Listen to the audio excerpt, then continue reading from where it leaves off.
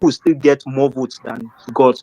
Now, what I'm just trying to say is that a lot of voters in the Northwest axis in 2023, they did not vote, especially presidential. And now there's an agitation. People are angry. They want to vote. So what I'm saying is that Northwestern vote alone can compensate for whatever vote. For instance, let me use Kano State for you.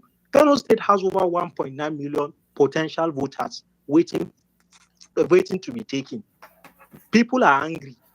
Whatever votes that you think you will get in the North Central, just Kano State might neutralize that for you. Katsina State might neutralize that for you. And these are places that if you go back to the election, a lot of persons did not vote. They didn't really vote because they felt like their own son has finished his tenure and he didn't do anything.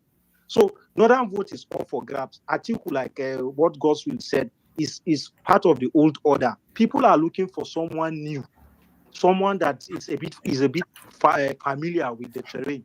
And as it stands right now, it's maybe El-Rufai or Kongoso. And Kongoso is never going to play fiddle to Peter Obi. Southeast is going to definitely vote their son. Southwest is going to vote Tinubu, definitely. Right? You now have South. That is where the battleground will be. And the Northwest and the North Central. So it's just a game of... So let me just round up. Thank you. If Peter Obi is in the ticket, South will not be a battleground. It only becomes a battleground when maybe you have a different candidate. That's just the truth. So he might win the South. That's what you are saying, Abi. Not that he might win. He will be home and good for him. That is even good for him. That is good for him. If he's in the ticket, but if it's a different person, it becomes a battleground. Good. That's better. Can I ask you a question? A minute. Yes, sir. Can I ask you a question, Tanya? Yes, sir. Yeah, it seems like you know Northern politics well. Eh? My question is on Kwankwaso. The case of Kwankwaso seems strange to me because, number one, he's from Kano State, and Kano is a very popular state in the north. He had most of his block votes in the Kano and maybe is it Jigawa also. So I want to ask you, seeing how popular he is in Kano, why is his popularity not spread all over north, or let me say in the northwest, like in other states? In a close state like Kaduna and Katsina, he doesn't seem he is not alike. He is getting more votes than him in those places. I want to ask, is there any reason why it's not popular in his popularity does not in the northwest? To answer your question, if you are going to be honest with him, you have to go back to his pedigree, like his antecedents prior to now. In 2015, he only contested primary election, which he lost. In 2019, he contested primary election in PDP. He lost to Atiku. The only time that man was on your ticket was in 2023, right? And that 2023 that he contested, it was everybody. It was like an unspoken agreement in the whole of the country. Presidency was going back to the north, to the south. So, and a Kwankwaso ticket was just, everybody knows. And I was saying it even prior because we are having spaces. For him, 2023 was just an avenue to win back Kano State from Ganduje. Don't forget, he was the one that brought Ganduje. So it wasn't really about him winning. He knows he's not going to win. But he wanted to do what Peter Obi was going to do, the same thing. Make a political statement, because don't forget, he has been shuffling between APC and PDP. And PDP were shuffling him about. Atiku was the one that finally chased him out of PDP with their rubbish. Now he feels like he needs to make a point that he commands a certain number of voters, just the same way Obi has proven. And he did that. He even brought a governor in Kano State. Now, 2027 is not the time for him to win. It is not the time that this is my own analysis. This is not the time for him to make analysis, because a lot of persons know that, okay, it's easier for Northern Tinubu or a Southern candidate to finish. 2031, if God keeps spare our life, is going to be the perfect time for him, because all of these older politicians would have phased out. So he would become the Buhari that people have not, that people would probably have lost You understand? Because he will now be the tested soldier in the north. People like Erufai, even if they decide to contest, there will be new faces. Ribado has not even become a governor yet, so he doesn't even know what it feels like to he contested sometime in 2007. So him being a household name already gives him an advantage. People like Shetima will not be a threat to him, irrespective, because he will represent something for the northern folks. Now I'm talking for the northern folks. So if you are going to be honest at Konkoso, he only contested on a ballot box in 2023. So he's just gradually making inroads. And for them, even as at now I speak to you, my brother, it's still a battle of survival, because Abdullah Ganduje, the national chairman, is making sure that they bury NMPP in Kano State, and they know if they bury NMPP in Kano State, that's the end for them. So that's why this emirship tussle is lingering. Sorry, you understand, and all of who that. asked that question? Can I answer? Who asked that question? Can I add something? It's a chair. I can't remember. It's checks and Is it Checks NG? it's checks NG. Okay. So that, in fact, that was what I wanted to, speak to you about before he asked that question. The reason, see, I said people do not know Kwankoso's ideology. I'm not Kwankoso's follower, but everybody knows his ideology in the North. Everybody. Now, let me tell you his problem. His problem is simply because of the old ideological rivalry between Malam Aminu Kano and the Caliphate. Everyone that knows Aminu Kano's ideology knows his ideology. You understand? He doesn't want to have anything to do with, the leaders, whatever, you understand? Blah, blah, blah. He doesn't want to have anything to do with that. He's not conservative at all. Kwankwaso took that kind of politics. Remember, the things he said in 2002, 2001, Kwankwaso is not conservative. Originally, like, he wasn't. When the Sani Yerima went to go and announce, Sharia, he blasted. He went to radio, he blasted. That time he was with Obasanjo. When the religious scholars were trying to threaten him, 2002, coming to the end, of the election, he was calling them pests. That they are pests, that they need pesticide, and he's going to be their medicine. He is not. So, but what did he realize? He realized, and I think that was what Shekarau ran on, and that was what they used to defeat him on. So, of course, after that, he was given the Ministerial of Defense. He went back. What he went to do was to go back, reflect on some of his mistakes, look at things from another angle. I mean, similar to how Erufai was. I mean, that was the same thing Erufai was. He's not what people portray him to be these days. You understand? So he now went back, and when he came back fully to 2011, then he came back with many things. He even came back with his back. That was when he got different scholars, people like, So now the issue is, no matter how, as many people know in the North, it's about leadership. In fact, before it's now there's still an indirect way, an indirect hidden way of choosing leaders. That's the reality.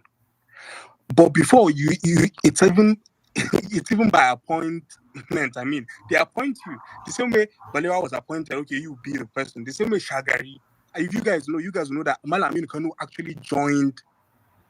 You understand the party. I can't remember. Is it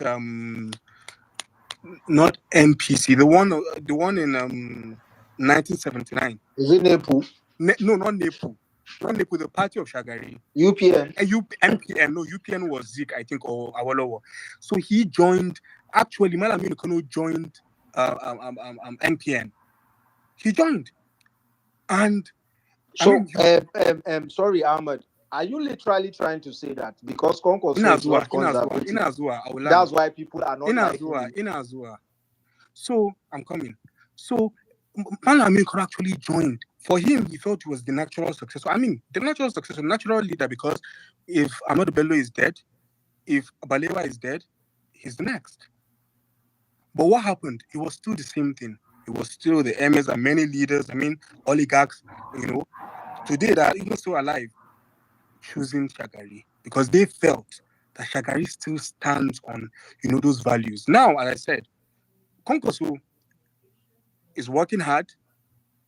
He's been trying to rebrand himself. He's been trying to extend arms through different individuals. You understand? I mean, so for me, honestly, if I think anybody should go investigate and research, that is actually I am. Wait. Yeah. Sorry, I want to ask you a question. Okay. Are you saying that Konkoso reflects the ideologies of Mala Aminu Kano, or he goes contrary to it, and that's why Shagari won? Is that what you're trying to say? That's what Shagari. Malamin, I think Malamin Konkoso. Mala Aminu Kano, does it represent Konkoso? Does it represent Mala Aminu Kano's ideology? When Konkoso started, 100%. Okay. Because okay. No, I understand that point. Exactly. Now, are you saying so he had Shagari won because of what? What's that point? Maybe I missed it. The ideals.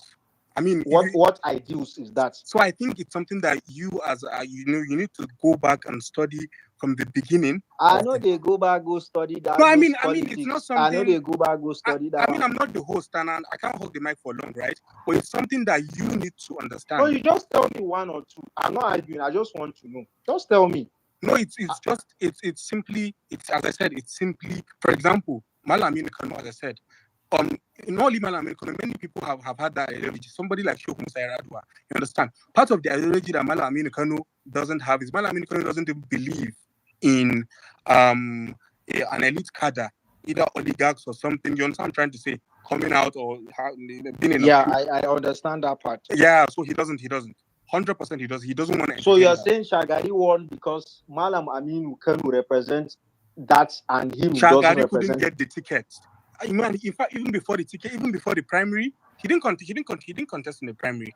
I mean, even before that, he knew he could see the signs, that it wouldn't be possible. In fact, all the emirs, all the different people, and it's still, as I said, it still happens up to today.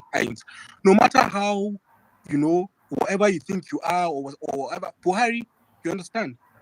Out of all Buhari's popularity and everything, tell me he doesn't have the blessings. Tell me he doesn't have their blessings.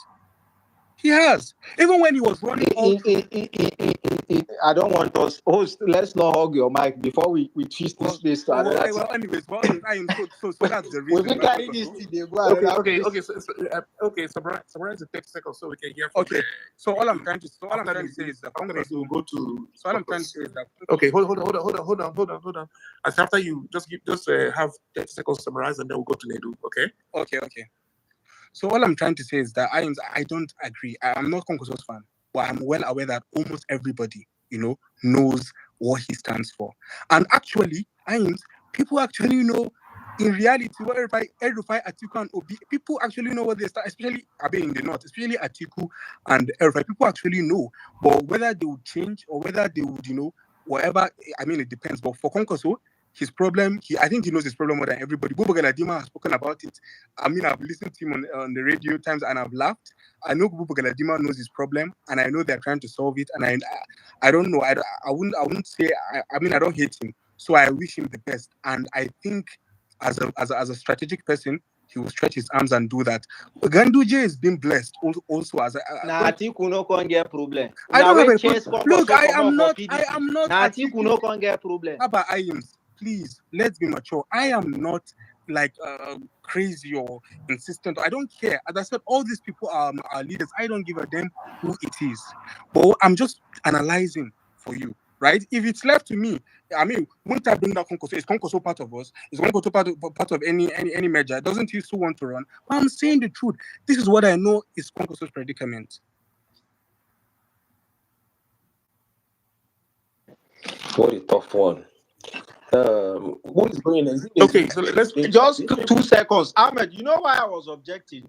I didn't say you are supporting them. You said Konkoso has a problem. So it felt like he's the only one that has a problem. No. No, that was why I interrupted. But we're not talking. We're not talking about Konkoso. Konkoso's problem is only one, and I think if he codes it, if he can twist it. You know what I'm trying to say? Pegason, you know what they say, you know what the oligarchs say, you know what all of them say. He's not respectful. You know what they say? That's all they say about him. You understand? The emirs, whatever, across.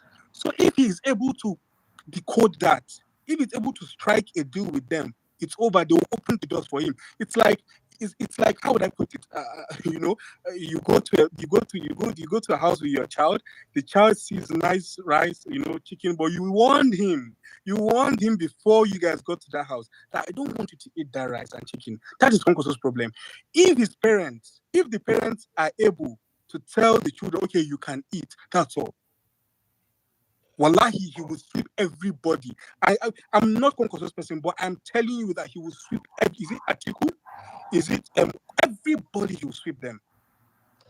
Well, Ahmad, I share your thing. Okay, so is it Nedu that is going now?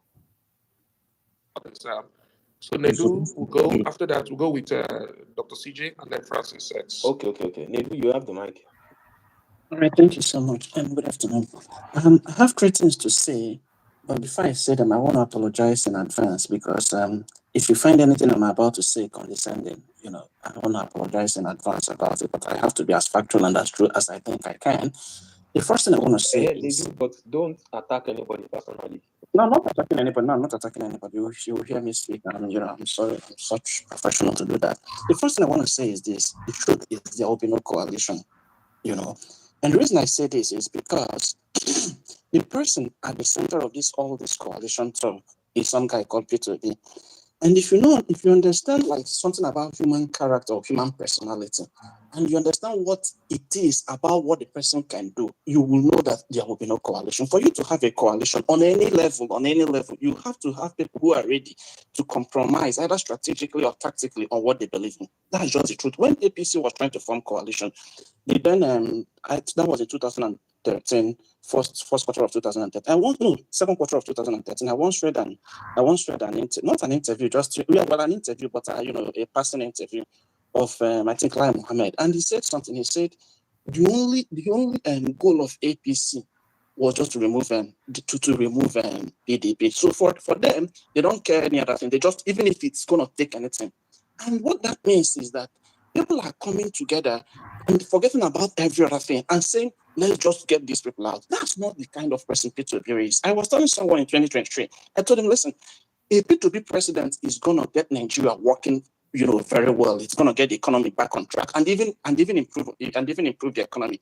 But it's not going to give you very foundational reform that you are looking for, like restructuring, because restructuring entails playing a kind of dirty politics. You got to go bribe the National Assembly. You have to do. People is not going to do that, and it's not about change. You can't say, "Oh, well, there is always the point of someone is going to change." It's not going to change. It's almost like it's written on stone. So. And when you listen to P2B's body language and look at the kind of language he uses about that coalition, you will know that this guy is not even cut out for it. This was the guy who was saying just 2 days ago and 2 weeks ago on Arise, that anybody, just look at the word, anybody that wants a coalition, he's not telling you, look at it, like if you understand tone, you will see, I'm sorry to use this word, but you see he's a bit sounding condescending. And when you look at the way he has been working, like the kind of campaign he has been doing for the past 3 years, this is not a campaign people do when they are looking at to merge forces with someone. He just back from Rome 2 nights ago, and then he's in Abuja, he's all these places. He believes that his ability to be president is hinged on his credibility and his ability to campaign. This is just his belief. So thinking that P2B is going to now begin to work back on some of the things he said for some, you are not just paying attention. That's the first thing I want to say. The second thing I want to say, and then probably to end, is somebody said something about Tinubu's strategy. The truth is Tinubu does not have any strategy. And that's just the truth, because the only function of the president is macroeconomic stability and security. Any other thing you are doing is just like, it's like I'm from Anambra State. There is no strategy Tinubu is going to deploy in Anambra to get that win election, except he stabilizes the economy, reduces inflation, secure the country, and probably bring back rule of law. Appointing one person from Nnewi, I'm from Nnewi, no Nnewi person will vote for that person just because you appointed somebody. So when you say that Tinubu is deploying some strategy because he's making some random appointments, that's not how even Nigerian own democracy, even our own democracy in Nigeria, as as bad as it is, it doesn't work like that, because most of those people you are appointing, the people on the street don't even know their name. They don't even have direct benefits from them. So the only strategy Tinubu could have deployed on the battlefield, which could have assured him a second term, assuming we are trying to do things fairly, is to get the country working. But to destroy everything, the worst thing Nigeria has ever seen. And then you think that by making some random appointment, sharing money, if that could have assured him of a second term, he could have assured him of his first win.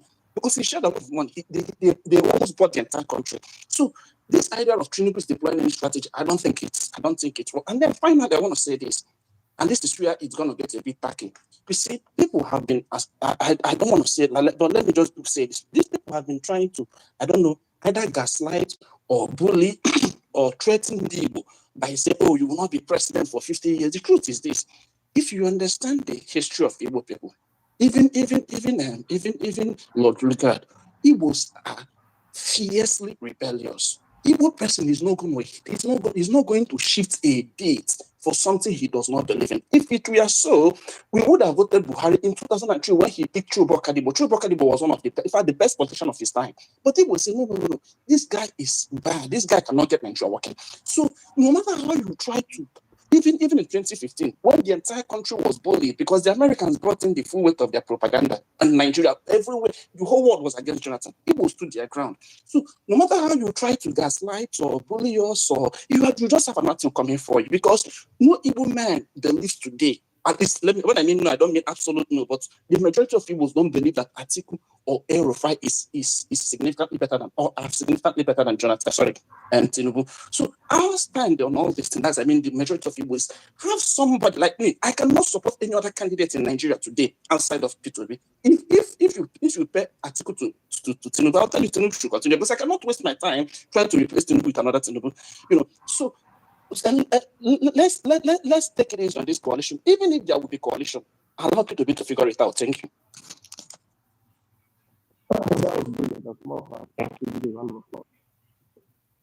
Is it Dr. CJ? Finally, now it's my turn to speak. Finally. Okay, go ahead. Oh, voilà. I keep going in and out because at some point I was at work. So I greet you, everyone. Good evening. Alfonso, I greet you. Good evening. Okay, just to also let you know that this space is being, I don't know, aired somehow on Facebook, and which is very good. I've seen this space somewhere on Facebook, and it's good. This particular place. Yes. Who is running it there? I think Genje copies, and I think he airs some part of it. He comes, I think, records some part of it, and I think he has like 3 hours of it there. So that's very good. So I mean, people on Facebook are as well listening and also deciding from our arguments here. But again, the good thing about these things is when you listen from the side, it's very easy for you to tell who are those people here trying to be irrational about their submission. Sometimes truth you don't even need to tell it. Sometimes the truth just tells itself. Again, I would, before I even make my submission, I have just also decided that every space where I'm going to speak, I don't really speak on spaces, but anytime I'm going to speak on space, I'm going to call on Atiku and his supporters to endorse P2B. That should be the new mantra. That should be the new hashtag. That should be the new goal. Endorse P2B once and for all. This guy has been let's call it loyal. He has been loyal to you. He has laundered your image for you in 2019. He has given you the opportunity to win an election with him in 2019. So he hasn't come to live his life for you. He's not going to abandon Nigerians for your sake, for your presidential ambition. I'm not going to start to denigrate Atiku because let's leave the things of the past to be the things of the past. His former boss has had very, very unkind words to say about him in the past. Some of those words have been reversed, but they still rest in his book. But again, we know why he did what he did because for political convenience, But I'm sure he's still very much convinced of who Atiku is. That one is on the side. Nigeria, for me, is why I don't like. Let me even bring in Shore here because the reason why I really don't fancy that Shore is at the point where I felt that Nigeria was about to ascend into a new era through Jonathan, which I consider was a miracle president, a president who emerged from nothing. People like Shore. I'm not saying he single handedly installed or removed Jonathan, but he played a role. And that role he played was something that even got the attention of the international community to also mount pressure on the government. And eventually, Jonathan left and took us back to 1983. And this is something that people tend to just forget. Buhari was going to Buhari at that time was going back to 1983. And anything in that political class, I don't care if you're a pope or the highest imam, I don't care. That political class, we have to close them and start looking at something new. So even if we're going to have something new and they are bad, so we can start correcting them on time. All right. So that is that on that side. Atiku must not he can decide to or not, but the campaign should be Atiku should endorse Obi. Obi has tried for you. Endorse him. And I am sure if he has good advisors, they will advise him. This thing you're doing, if you endorse Obi, the respect and how you go down in history, in Nigerian history, I mean, people will never forget you because you'll be considered as an elder statesman who did the right thing. Let's assume I'm not wishing anybody death right now, but if anything happens to Atiku right now as you speak, does that mean we're not going to proceed with the elections in 2027? Does that mean that coalition? So I want us to also see these things as young people because I know most people on spaces are young people, and I want us to be futuristic in our not just to grab power. I mean, grabbing power, they grabbed it before 2012. They grabbed it before in 2015. They grabbed it. They've always grabbed it. So honestly, I do not think a coalition with an article is something that I want to see.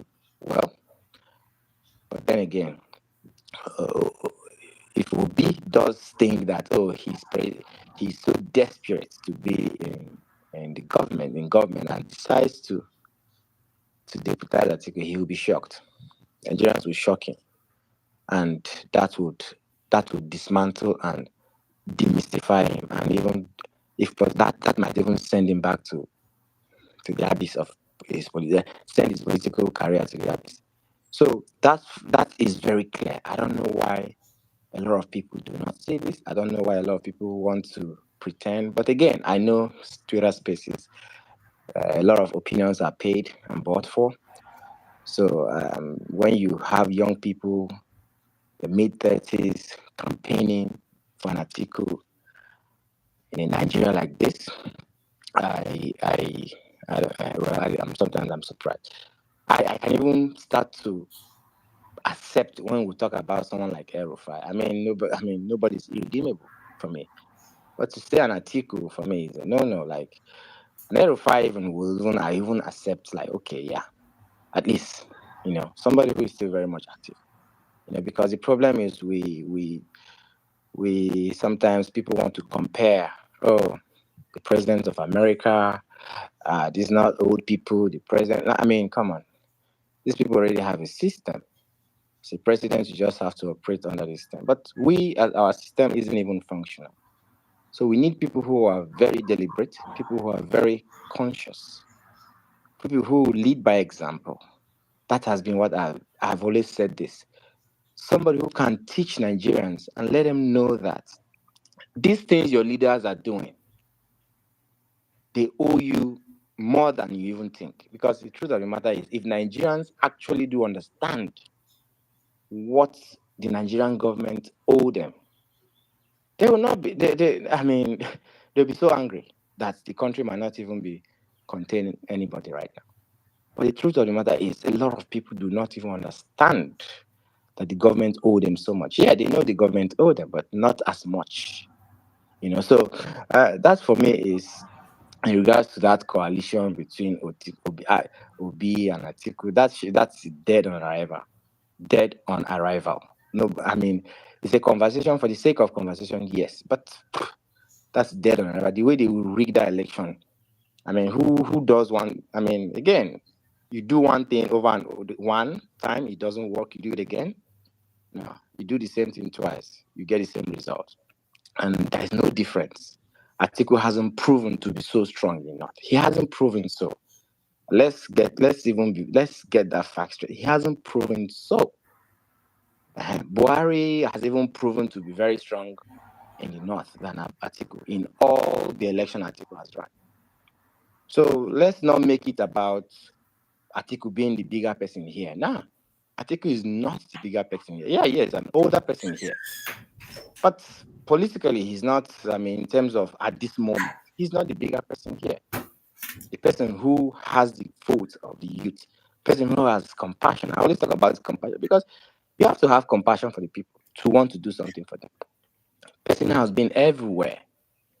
So it's not because Obi is, I mean, it's just the right person. It's somebody who you see making all efforts, somebody who we cannot say that he has had any corruption case, any serious provable corruption case.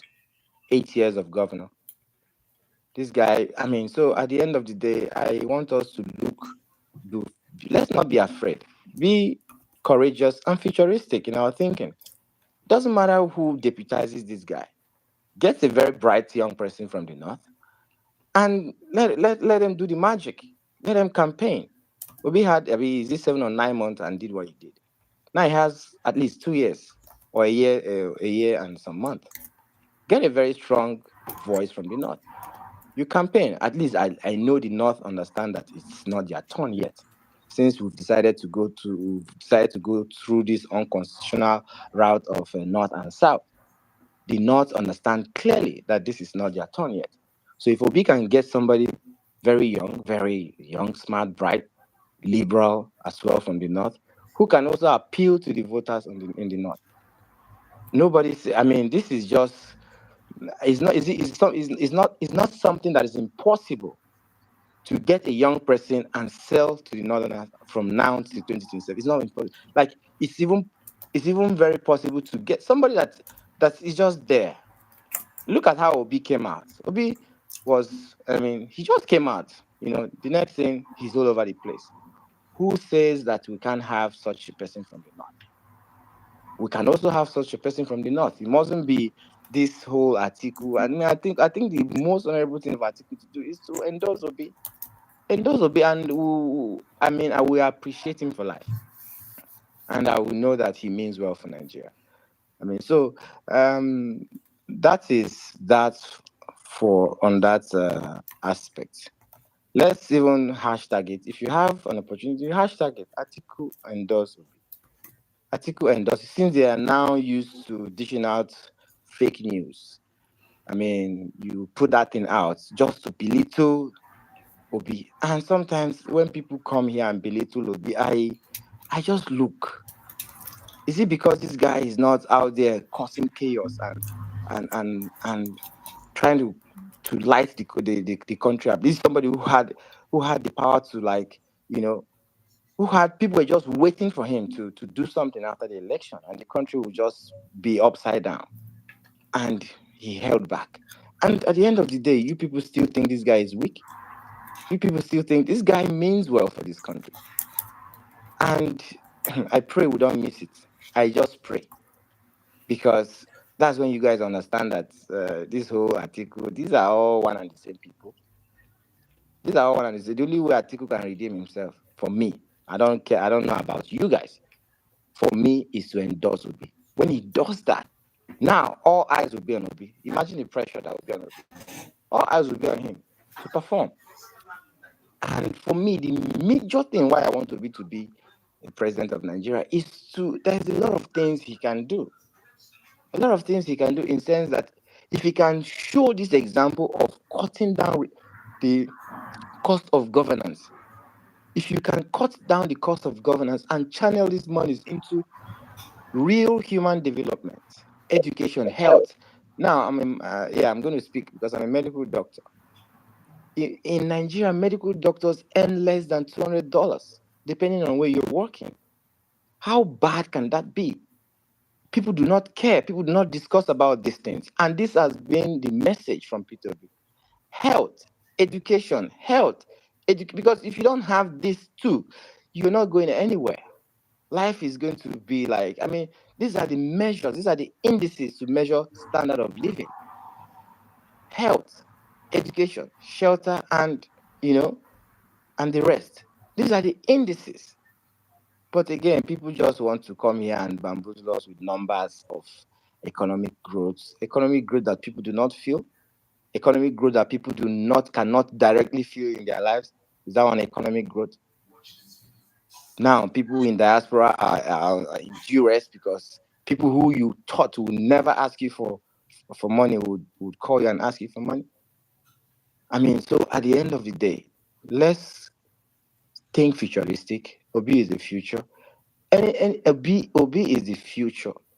He's going to set a standard. And I believe that once he's able to set that standard, and Nigerians are able to see that this could be done, this is possible, the next person that comes after him would be, they will hold him on like Nigerians will be able to hold him accountable for something, whatever he does something. But now Nigerians really are already used to this thing of billions here, millions here, 100 million. Like it's already like passive, So that is it for me.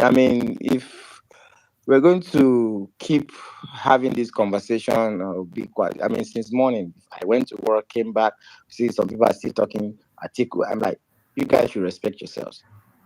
You guys should respect yourself and do the needful. Especially if I have people from in their maybe 50s, 40s talking, I say, okay, these people are in their old, but it's like young people here. Let's move this country forward. Let's destroy. This whole Obi has never campaigned on tribal line. Obi has not campaigned on religious line. Obi has not. Dr. CJ, there's this new thing about people saying we should do single tenor and hand over to Atiku. No, even if Obi is going to do 1 year, do you understand me? You shouldn't be thinking of handing over to Atiku. You should be thinking about handing over to somebody, even if it's somebody from the north, somebody fresh, somebody who is for. We're talking about the future of Nigeria here. People are talking about people who has been in politics for the past 40 years. Excuse me, I really find this thing very, very. I don't know. Sometimes I think people do these things deliberately. I think people do these things deliberately. And when you do these things deliberately, you're being very unfair, not just to yourself. You're being fair to me right here. You're being fair to every Nigerian. Because some of these things are very glaring. You can see them clearly. And to come and intentionally push a narrative that is not good for the country. Because we're not just here to take power, grab power, and continue wallowing in poverty and all that. We want a proactive president. And Obi, not even being in office, has shown proactively by his actions, words backed up with actions all over the country, still doing that till today. But again, some people feel like, he doesn't have the capacity. But Macron in France, 40-something years old, has the capacity to be president of France. Obi has to deputize Atiku. How many times will something happen and before you can say this? This is the thing about Nigerians. We want to do the same thing over and over and over again. I want to have different results. So please and please, if you have anybody better than Obi, younger than Obi, fresher than Obi, with better ideas, bring him. Me, I will support him. But you see this one of going back to Atiku of, I don't know. I'm not talking about even his age. He's been in the system. He has moved from APC to PDP to APC to PDP. Let him go. Just go. Do the needful. Endorse Obi. Let the country have some breath of fresh air. So we can have the sense of a new beginning. Imagine Atiku winning this election. Are you going to even feel any form of new beginning? Where's the enthusiasm going to come from? From an Atiku. But if you have Obi with all this his campaign thing of corruption and all, people around him would they will watch them. They will watch themselves. And he just needs to make an example with somebody. Because you're thinking this guy is weak. Give him power, you see. He's not a weak man. This is the mistake you guys are making. He's not a weak man. He's a very principled person. To live like this, I don't know how many people can come out and beat their chest and say they've lived like this. To live like this means you're very principled. And that is one thing people should know about this guy. All these people making jest of him, how he speaks and all that. Don't worry. He'll become president, and you people will see. When he becomes president, you people will see what you see him making statements of capital punishment for corruption. Because there are things you see in Nigeria, you will not look back to give capital punishment to anybody who is responsible for that. In your country, you have millions of people internally displaced. These are refugees in your own country. So this man even monthly visit these refugee camps to support them. These are things that the people, I mean, I don't know what else you want to see. I don't know how long you think this guy can pretend to be this nice. This is not pretense. He's doing it before. He has done it before. It's during the election you start to see that this guy was even low-key doing these things. I don't know how else we want to talk to you guys for you guys to start. I mean, make this article thing. Let's die it. Because the more you speak out, you give it life. There's nothing in it. Without, can Atiku go and let him go alone? Let him go. Let him go and contest alone. Let him go and contest alone and let's see what he can do. That 6 million votes, whatever he got the last time, if he manages to even see half of it, he will not. Because what is PDP today? Wike is still there. Wike is still there with a stronger power now. So what Atiku should just, if he wants to punish these people, endorse Obi, campaign with Obi, tell people about Obi, galvanize for Obi in the north. Like Nigerians will never forget him. He will be, well, I'm advising him. I hope he somehow gets to hear this. Because if he feels that his life ambition is to become president, whether Nigeria burns or not, then, he will never become president. If Atiku was going to be president, and this guy has compromised Nigeria, let's even talk about that. At the time he wasn't supposed to run an election, he ran an election. He wasn't supposed to run an election at the time. He ran an election. He come this time again. He still they run again. Now people will now gaslight you and tell you that it's Obi took his vote, or Abi na him take Obi vote. Sometimes I don't know. That's why sometimes I just keep quiet, because how can you come and say these things? Atiku, if not for Atiku, Obi would flog Tinubu in a way that he will not even understand. He will not understand. But you came now, you shared the vote, you rigged the one, you stole the one you could steal. At least you see how they arrange the votes. Arrange it in a way that you say, okay, no wahala. Like when a teacher wants to fail you, they look at you, they know you are not so bright. They will give you, instead of giving you 51 as it is in Russia, pass mark, they will give you 48, 49, or even 50. You'll be like, okay. So that's the thing. That was what happened in the election. So please, let's start to talk to Atiku through our social media handles. Atiku, hashtag it. Atiku must endorse Obi. This one not be saying anything. Must endorse Obi. Let the obedient movement start to push it to him. Endorse Obi for us. Simple. So let me yield here. Because. Okay, thank you. That was a great point. Fine. Does that provide my class? Good presentation. Quick information. FYI, there is a comment on the comment section. There's an article currently on why Atiku should support Obi, as this is the only path to unseating Tinubu in 2027. I encourage everybody to go like, share that article because it makes a very strong case on this whole conversation.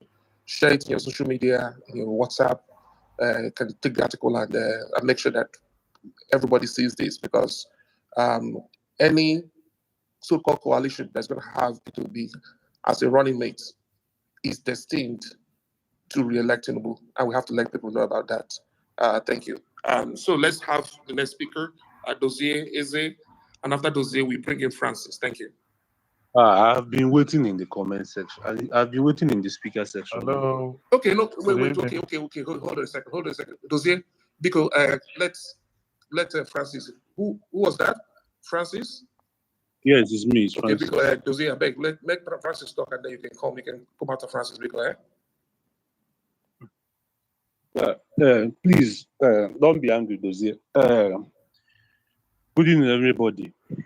I was speaking earlier. I even addressed Yusuf when he was still here and asked him some questions, which these questions remained unanswered because probably he left. So, but what I want to put out there is, I want us to imagine the thought that Tinubu wins in 2027. Then in 2031, we are projecting P2B to be the president. You can't say that anywhere from the North Central itself, they won't even hear you. It's not possible. They won't even pay attention to you coming out there to say Obi. So it is the turn of the South. So it should stay that way. If they are trying to compromise this thing and not make it look as if the power rotation is not actually going on, even though it's not constitutional. But if they want to make it look as if the power rotation is not going on, just because they want to fix somebody that will be 81 years by 2027, when this thing will backfire, when APC will use it for political campaign, because this is exactly how APC wants it. They are doing divide and rule. If you watch in the social media today, they know that the campaign against Atiku has been sorted, fired, and kept. So that one is not a problem. It is P2B, who is a Southerner, that is their problem. He is their major problem. If you watch all the articles of APC, all the handles of APC in Twitter, Facebook, anywhere is trying to demarcate Obi. They are pushing an agenda. The ones that don't exist and the ones that exist, they are pushing it against Obi. And the sole purpose is because they know that that is their proper challenge come 2027. As for them, Atiku does not exist for now. Probably by 2031, that is when they will now start looking at Atiku and they won't pay much attention to Obi. And by then, Atiku is literally almost 85 years, heading 86 years. And they will still have a lot to campaign against him, even his age and so many other factors. So I don't think, the ticket of P2B deputizing or vice Atiku is dead on arrival. If the moment that ticket flies, APC will be happy. And I'm sure, like I said, APC handles are also the ones trying to push that agenda, trying to make us believe that we obedience are being too sentimental. So we should allow this ticket fly. I've seen many APC handles pushing that ideology that we are always sentimental, we don't want to compromise, and everybody's willing to compromise, but we are being too emotional. We are not being too emotional. We are reasoning these things in the political. We are looking at it with the political eyes as well. If we have another Southerner to market to us, if you have another Southerner to give us, no problem. But for now, Obi is the prevailing, and it has to be a Southerner. Because these are the campaigns they will use. They did that in Edo State. They did divide and rule between Benin, Esau North and Esau South. Yeah, something like that. They did that division between them, and all of a sudden, someone that cannot even read out his budget and someone that cannot even speak English on a fluent for about 10 minutes won the election. So that's what I'm saying. And what the only thing I can actually say now is, um, El Rufai is a very good option, very very good option, and he's that kind of person that when Peter Ob's hands is behind him, he's playing the gentle politics. El Rufai, his two hands will be in front of him with bottles and knives and possibly gun, doing the dirty part. But we should also understand that this is not the way we want to start it. Even though if we do it that way and Peter B wins, he will definitely do a lot of reforms that will address that issue. And then one thing you understand is the moment El Rufai becomes vice and Peter B begins to do those reforms that does not allow or give room for rugged and thuggery politics, you might as well see El Rufai begin to rebel against him. This is what we have to be out. When you are eating with the devil or when you are whining with the devil, be very sure that one day the devil will revolt against you. There's something that happens in the military.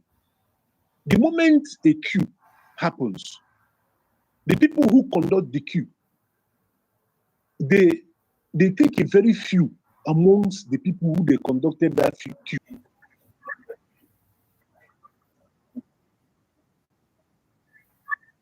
So this is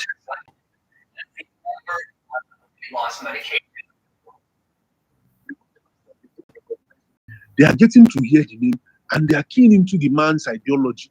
They begin to listen to his sometimes these APC people also post pictures where he's speaking about his ideology and what he wants to implement as president. And they try to demarcate that speech. Now, any person that is reasonable will listen to that and will not see demarcating in that speech. The person will pick something relevant there. And then they're exposing Peter Ob's pictures and videos all over the internet, all over the social media, and creating awareness for Peter Obi. Before, when I enter spaces, I don't see nothing else often talking about Peter Obi, even before that 2023 election, because most of them weren't really aware, apart from the North Central, the Northeast, and the Northwest, were not completely aware of him. But now, I can literally tell you that almost everybody in the North knows about Peter Obi, all thanks to them, because they are the one posting his pictures and posting his videos on a steady. So please, I will be using my mic, but I just want to say that this Mara Mohammed, the governor of Bauchi, who is currently the chairman of PDP Governors Forum, should also be put into consideration. I don't know how many people are hearing me, but if you can maybe begin to post his pictures and begin to, weigh this option, look at it that way, maybe he can actually start, we also actually start seeing the relevance and the political role that man can play. Because I know people might be looking down on him, but I think that man has strong political relevance. Thank you very much. I'll be yielding my mic.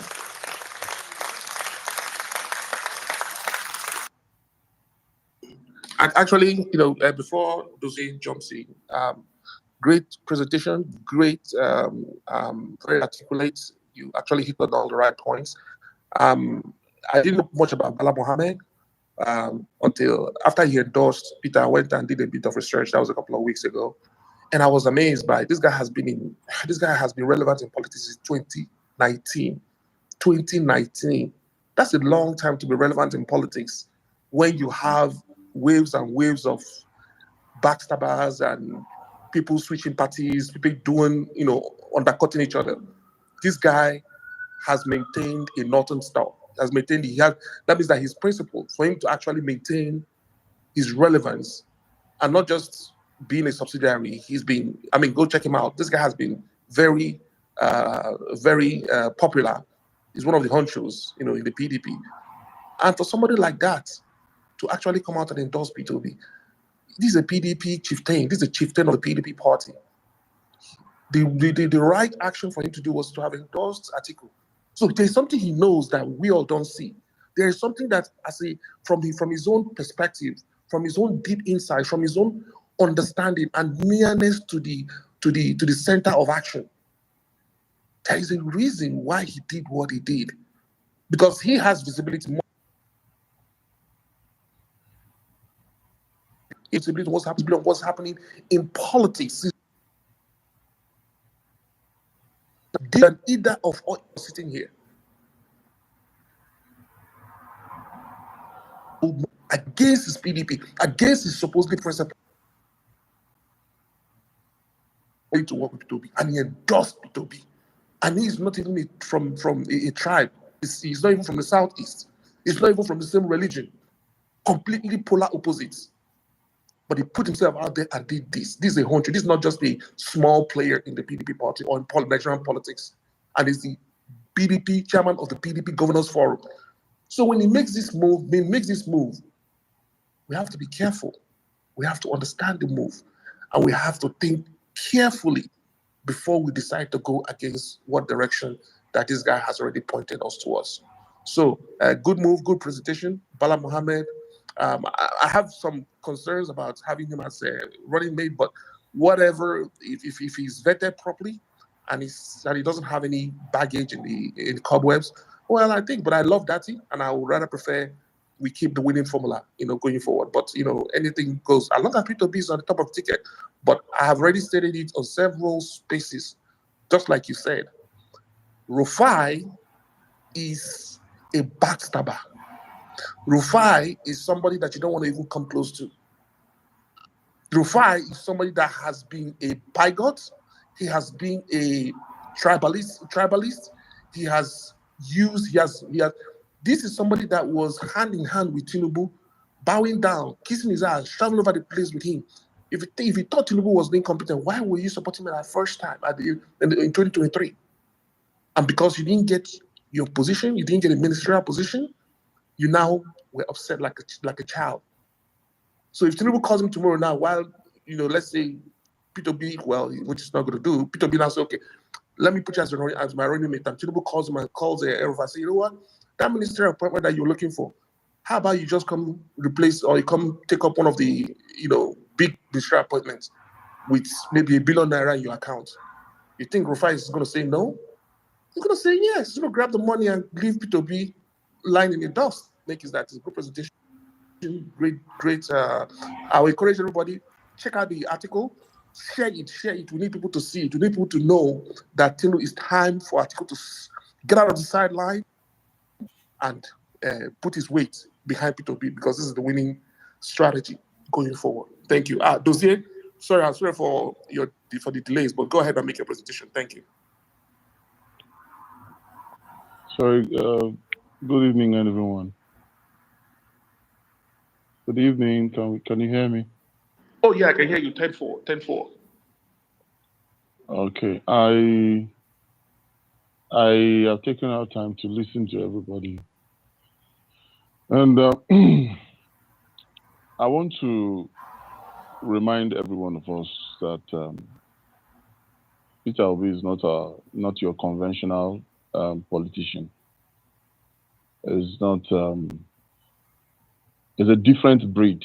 It's not just a politician, but a compassionate one, a decent one. He's not a ruler. I call him a leader extraordinaire. And Nigeria is at the bus stop at crossroads whereby we don't need to do any trial or error. We just need to usher him in. Look for any way, either by hook or crook, and bring him in. Nigeria needs a Peter Obi.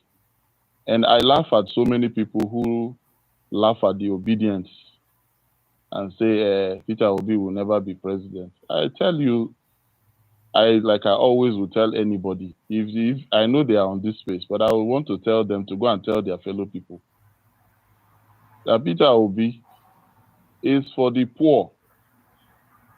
A lot of them that are poor, locking around 2225 or 2,000 naira to be bumping nonsense information against Peter Obi, demarketing Peter Obi. Peter Obi is for you, so that you can be rich. You that your father is nobody, you will be somebody. Peter Obi is for you. And whether we like it or not, Peter Obi would happen to Nigeria. Motherland would experience Peter Obi. I'm going to repeat verbatim. I'm going to quote Ayo Fayose, former governor of Ekiti State, two-time governor of Ekiti State. I'm going to repeat him word for word. He said, you see that Peter Obi, anybody that does not, that is given the 2023 presidential election ticket, if anybody that is given that ticket, if that person does not give Peter Obi the right of way, the Peter Obi, while he's president, Peter Obi will remove that person in the next election. I'll repeat it again. You see that Peter Obi, let me tell you something about that Peter Obi. If whoever is giving this ticket, 2023 ticket, presidential ticket, if that person does not allow Peter Obi to just be himself, I'm not saying you must give him any position or whatever, that Peter Obi will remove that person in the next election. And let me tell you something. If you, I laugh when people say the APC is demarketing Peter Obi. No, Peter Obi is not your conventional kind of politician. He is allowing you to market him. When you are, I've studied that man very well. A lot of us does not even know why they call Peter Obi Okute. Okute in Igbo land is called someone with the hands of stone. Go and investigate why he was being called Okute. Go and investigate it. They say he talks like a woman. He has his weak, he's this, he's that. Go and investigate. Peter Obi is a man that works with wisdom. He's not a noisemaker. He's a man filled with wisdom. I've taken out time to study his movement. So if you are the time you are spending demarketing Peter Obi, you are just promoting him for free on behalf of the obedient movement. That's what you are doing automatically, because Peter Obi does not play politics of hatred. He plays politics of love. And that is where he has nipped every one of his haters at the board. So nobody is demarketing Peter Obi. They are just promoting him more. And just like someone, the last speaker said, he's almost known everywhere in the north. And so those things give me peace of mind. When I see them demarketing Peter Obi in their APC, those people, they give 2,000 naira to send all those with fake handle, and they'll be talking rubbish about Peter Obi. I just laugh. I'm so at peace. Because I tell you, the people that are even worse hit with this bad governance or propaganda currently that we're experiencing is even the northerners. They are going through a lot. Some of them can't even eat 3 square meals. Some of them cannot even, a lot of things are going on in that area. And I'm going to quote Peter Obi, his recent interview. Immediately he came back from Rome. He is the one I voted for. And in my subconscious, he is still my president. If you watch his movement, he moves like the president. In my mind, 2023 elections, I saw him as the winner. And it has been like that till this very moment. So when he moves around, I only see a president who has gone out for his normal functions, international functions, and has returned. And he came back on time. When he came back, I would quote what he said at that school where he went to drop some monies to support the school. He said he is in coalition. He is in coalition with hunger. He's only interested with how to keep out of school children back to school, how to send them back to school. That is all he's interested in. He's not interested. He's not fighting anybody. He's interested in Nigeria working. He's not interested in being the president, but he's just interested in making sure that Nigeria works. When you see a man who has freed himself like that, he manifests in the realm of the spirit like breeze. You can't catch him. You don't know his next move. His tactics is out of this world. It's not something you can lay your hands on. Who can catch the air? Nobody. He's a free man walking in the spiritual realm, and he knows what he's doing. Every move he takes is bringing him close to what Ayo Fayose said. He's not your regular kind of politician. And I tell you most solemnly, the next election is not going to be like the way it was before. I have seen the address on the wall. It's not going to be like that the way it was before. Nigerians are going through a lot. A lot. And I tell you, just like someone said, if you watch the topography of the political the crop of leaders that are controlling the system currently, it's just hanging around a particular geopolitical zone in Nigeria. They're not, no, and they're not happy with it. They're not happy with it. So if there's going to be a coalition, all of them, they have to join hands together. And that is what is going to happen. Let me even tell you that I see Atiku, I see Atiku giving Peter Obi all the support. Because Nigeria has gotten to a point whereby it's not about I want to be president, I want to be president, I want to be no. Let us get this country out of the way. Its current state is bad. Corruption has destroyed this country. Corruption has held Nigeria to a standstill. Corruption has bastardized the entire Nigeria is not a banana republic. It's a very great nation. Nigeria did a lot for South Africa. Nigeria contributed to the success, to the growth of Saudi Arabia and so many other things that Nigeria has done in the past. Nigerian soldiers go out of the shores of this country, go and do very well and come back. Look at our security system. Look at what Nigerian soldiers are going through. So Nigeria needs to be redeemed back from these criminal elements that are just interested in their pockets, are not interested in me and you, are not interested in the country working. And the only person that can sincerely, from his heart of hearts, do that without looking about what he will gain is Mr. Peter Obi. And everybody, every dogged politician in the north knows this. So I see an Atiku backing a Peter Obi. Not just him being president while Obi being president. No. I see, you see, because nobody, it's the turn of the South.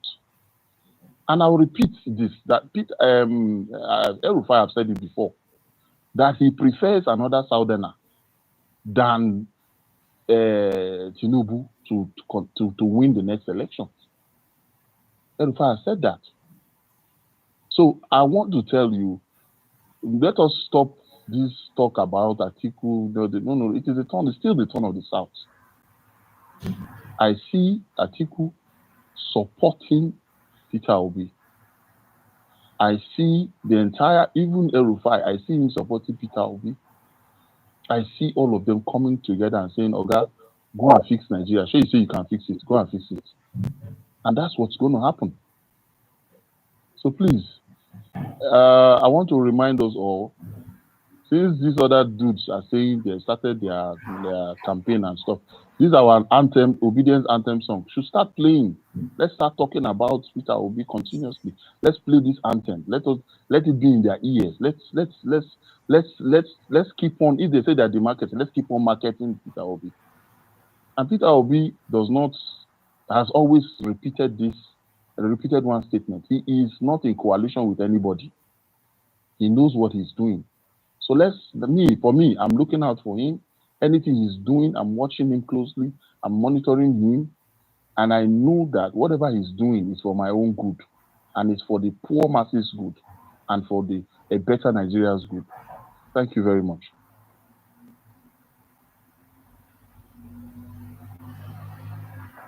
Okay, good presentation. Let me give a round of applause for that.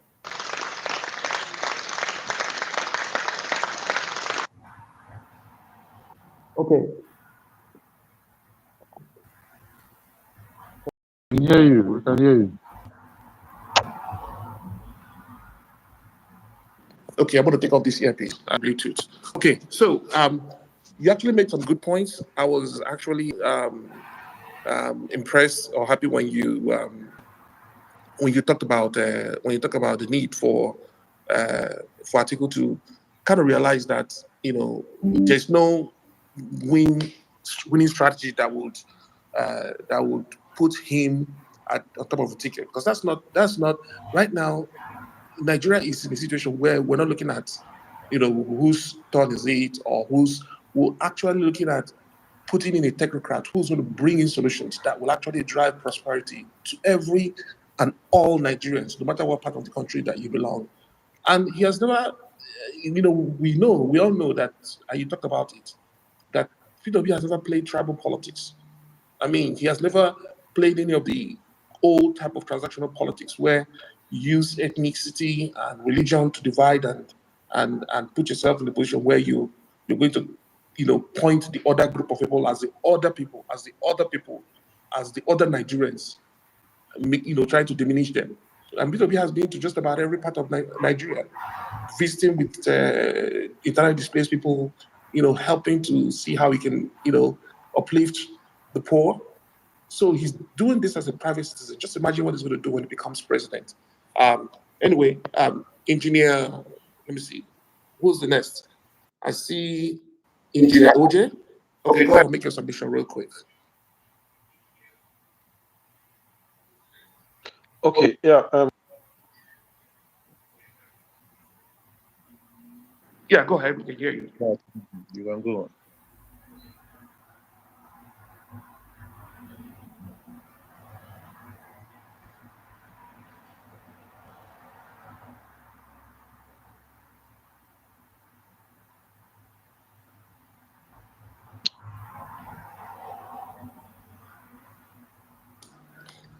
Well, I don't know. I don't know if you can hear me, but I just wanted to be sure you can hear me. Yeah, we can hear you. Can you hear me? We can hear you. Go on. Okay, engineer, go ahead. We can hear you. Go ahead. Engineer OJ, go ahead. Who offered them VP slots.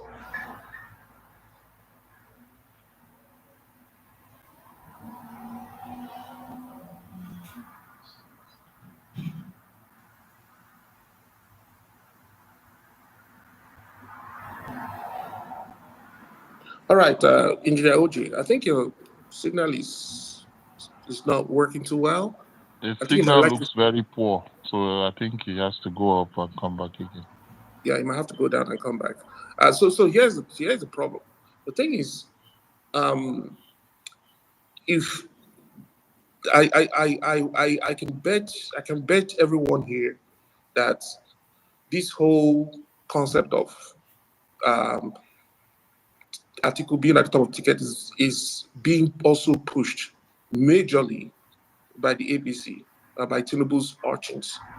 And I guarantee you that their kind of politics is the politics of division, is politics of creating chaos, is politics of barbarism, because they don't have anything to show for their being elected in office. They don't have anything to show, show working. They don't have any policy or programs or initiatives that have been impacting the lives positively of Nigerians. So if you don't have anything to show, then guess what? You resort to your native primal instinct, and that is the barbaric, instinct that you already know how to play. And they are pissing off everybody with that kind of politics, because Nigerians are sick and tired of that kind of politics. Nigerians are, yes, it might have worked for you in Lagos, it might have worked for you when you were trying to play your local politics in Southwest, but Nigerians is a merging of different ideologies, of people that of different aspirations. You can't just play that kind of local politics on a national stage. Because at the end of the day, when you bring your thugs from Lagos and try to impose your thugs all across the country, sending them to River State or to Port Harcourt to go and unseat the governor, sending your thugs to Enugu to go and intimidate so-called Peter Bad all across the country, it gets old. Why don't you just do your job? Why don't you just build infrastructure? Try to build prosperity in the population and then run on that. And then people will vote for you because you did good. They can see that you've done something that adds value to their day-to-day lives. But if you don't have anything to show and you can't demonstrate that you're competent enough or you're capable enough to actually bring value to the lives of Nigerians, then you just go back to your thuggish ways, your barbaric ways, your intimidation. And that is why when people talk about, he went to Anambra he's already conquered Anambra, he went there to get it. Man, you never know, maybe you don't understand the Igbos. The Igbos first of all, they will do what they want to do. You can tell them to do what you want them to do, but guess what? They are going to end up doing what they want to do.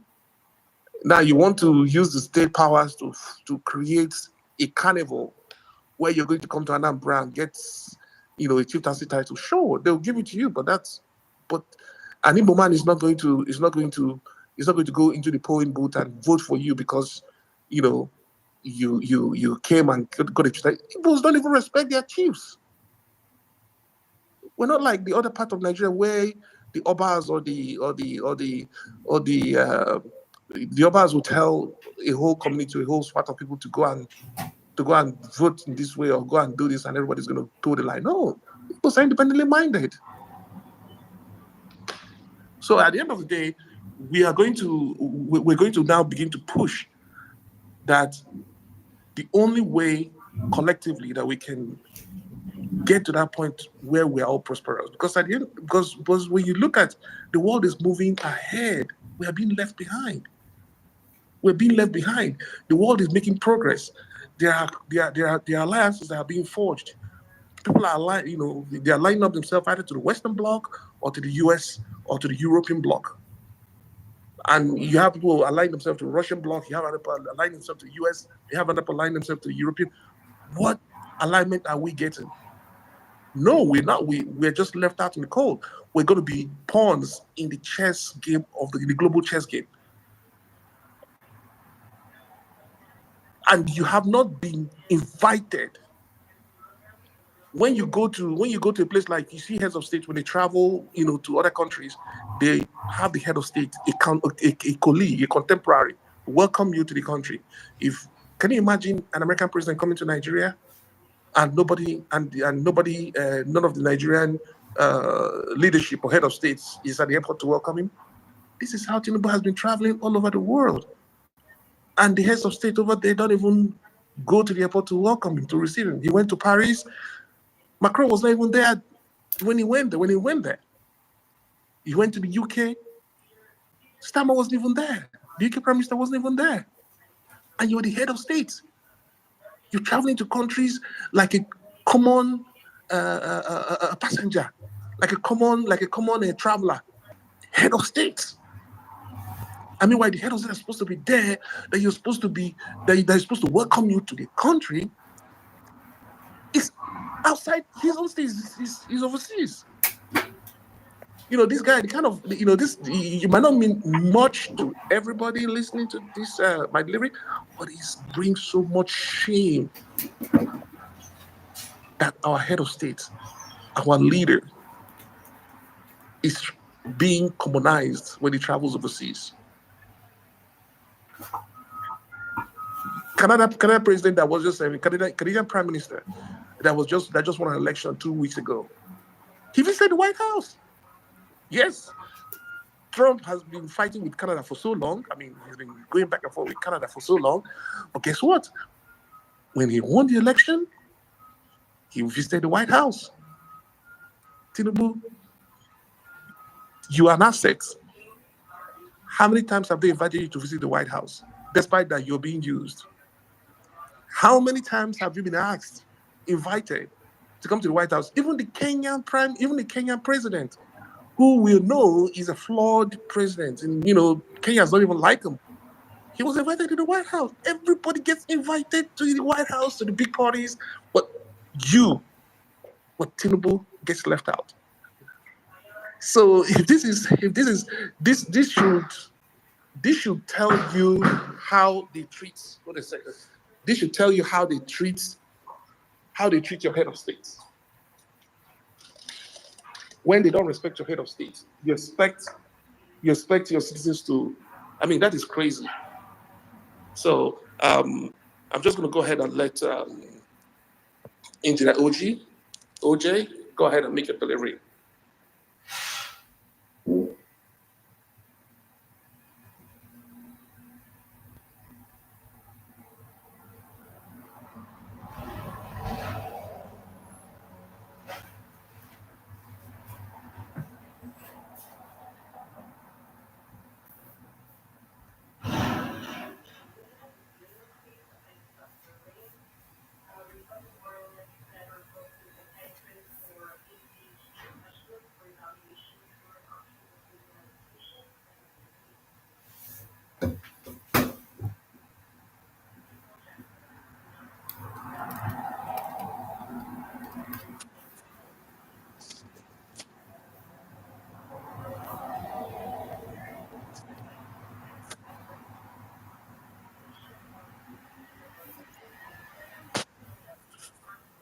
I'm sorry, I can't hear anything. Is anyone talking?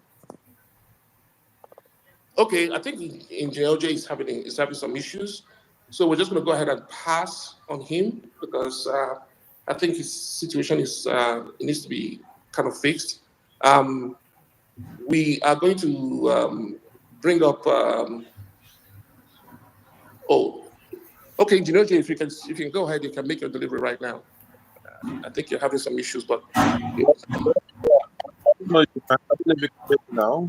I don't know if you can hear me now. Anyway, where I am is quite crazy. The network. We can hear it very I well don't know now. if you can. It's much better now. Okay, all right. Let me.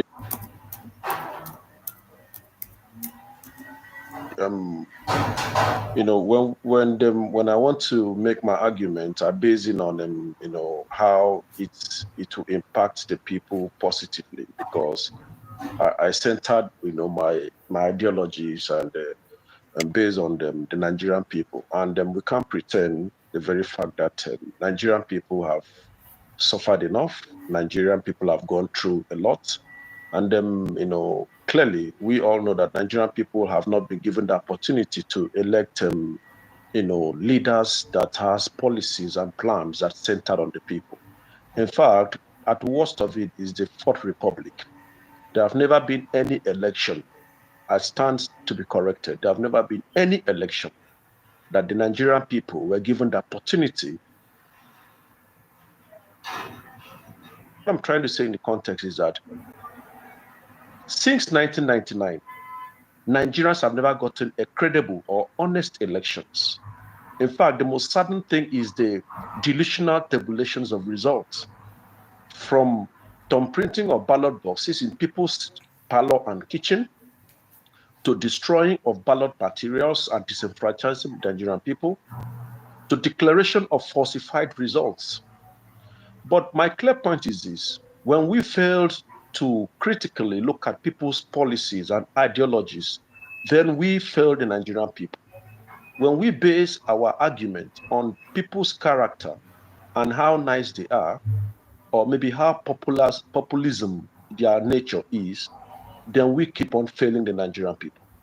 When we stick to bring in candidates at all, it is in our place, naturally, to take a look at what will be the end points and how it will benefit the Nigerian people. We all know and can agree in unity that this incompetent and historical, scalared Bola Ahmed APC-led government has failed the people, destroyed the economy, ruined democracy, and abused the Nigerian people. But we can't keep on, even having a thought in a single moment, having been part of those that have been abused, oppressed, to even think in the first place to replace this incompetent and a failure, with another disaster in the future.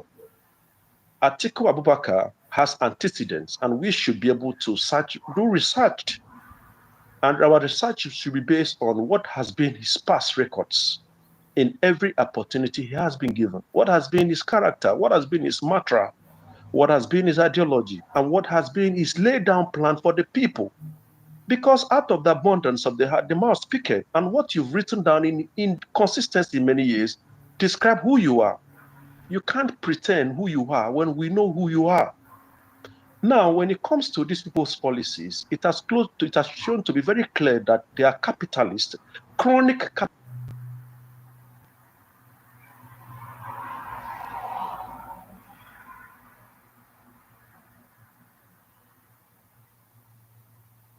Oh, I think we lost we lost Engineer OJ again. Engineer OJ, go ahead and request the mic again. You make a good point.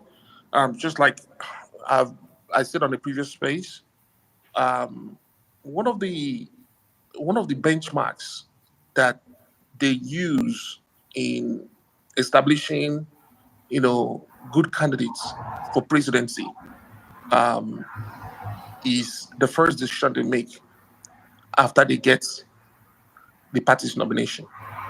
After they get the party's nomination, the first decision they make is the decision of their running mates. And if we look at both Atiku and Obi in 2023, we can tell which of them made the right decision and which of them made a flawed decision. That tells you a lot about how the person will govern from the decision they make as soon as they get the ticket, the nomination of the party. When Atiku got the nomination of the party, he went and picked Okowa. Okowa is a flawed candidate. For whatever reason, he was able to get Okowa, who was, the governor of Delta State. And Okowa was completely flawed. Now, just less than 2 years after you have these people, this Okowa as your confidant, as your running mate, as the person who would have taken over from you, God forbid something happens to you if you had been elected. That means Okowa would have been the president. Could you imagine Okowa turning against you? I mean, you haven't even the issues of the 2020 election has not even been resolved yet. And the person that was a running mate was switching parties, switching to the opposition party. That tells me a lot about your decision-making process. You probably did not process your decision very well before you picked Okowa. Now, on the flip side, if you ask me, who was Peter Obi's running mate? Obidati. Well, I can tell you for sure that Obidati has been a Northern Star. He has a moral core, and he has maintained his moral core through thick and thin. I mean, I know you all know that they have been, threatening his university, taking away the license and all that, but the guy has never flinched. He's always been 100% in support of his principle from the day he was picked as the running mate of Peter Obi. So it tells me, seeing the kind of decision these two men made when they picked the party's nomination, can tell me how they are going to govern, how their decision-making process was people can trust whatever decision they make when they get to Aso Rock. The person Peter Obi picked is somebody that we didn't even know, but we have all come to love. Steadfast. So at the end of the day, we have to look at all these benchmarks. The right point of view, from a very right point of view, just look at it unbiased. Look at it clear perspective. having trappings or the bias of loyalties and tribe and ethnicity and all that. Just look at what kind of decision process these guys have gone through. But anyway, I'm going to let OJ continue. I think we kind of lost you, but yeah, go ahead and continue with your delivery.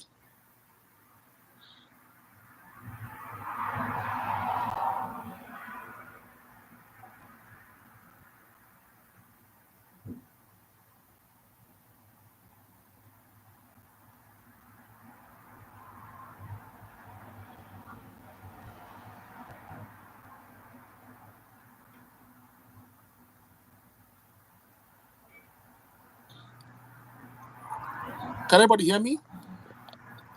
Yeah, I can hear you. Okay, so let me see.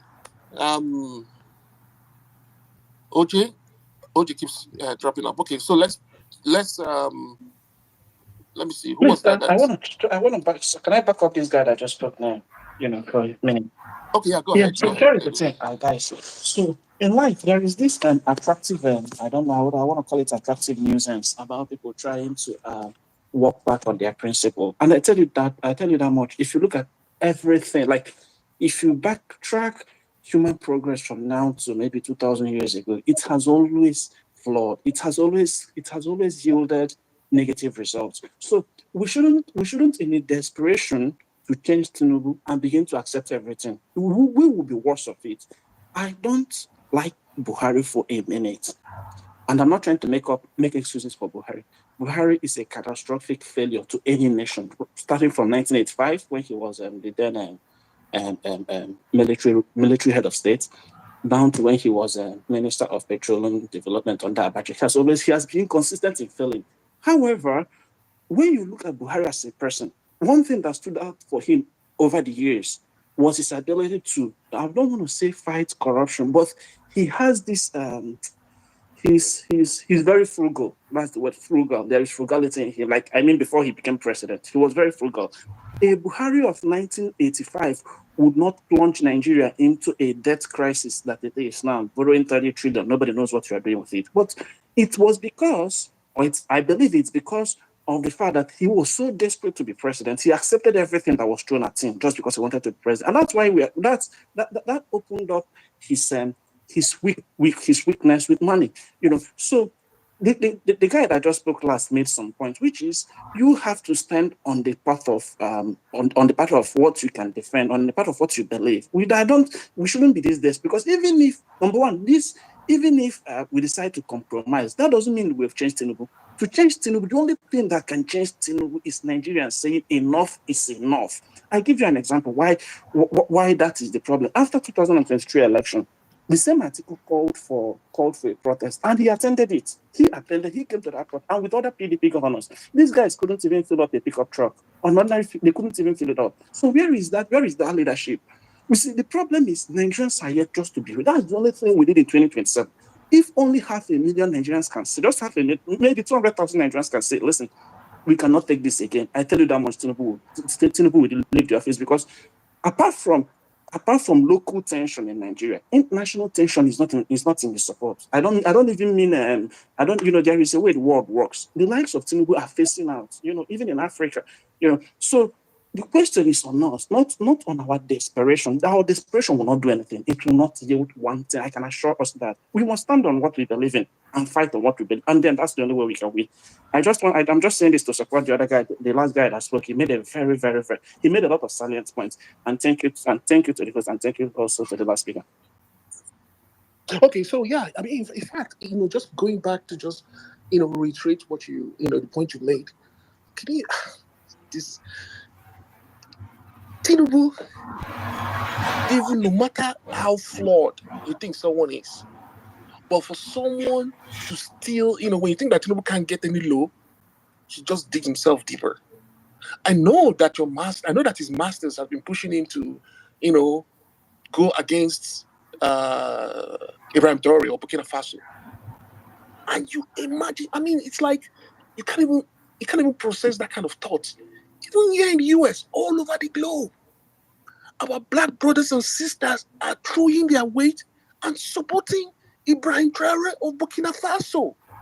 Here in the US, you have black Americans going to the streets, demonstrating in support of Ibrahim Traore, our black brother doing good things in Burkina Faso. And here you are, Tinubu, marshalling out his urchins, his demons on social media to attack our own brother in Burkina Faso. Can you imagine that? That means that this guy is not just a weak leader, but he's also a demon that can even kill his own kind just for a personal privilege with an outsider.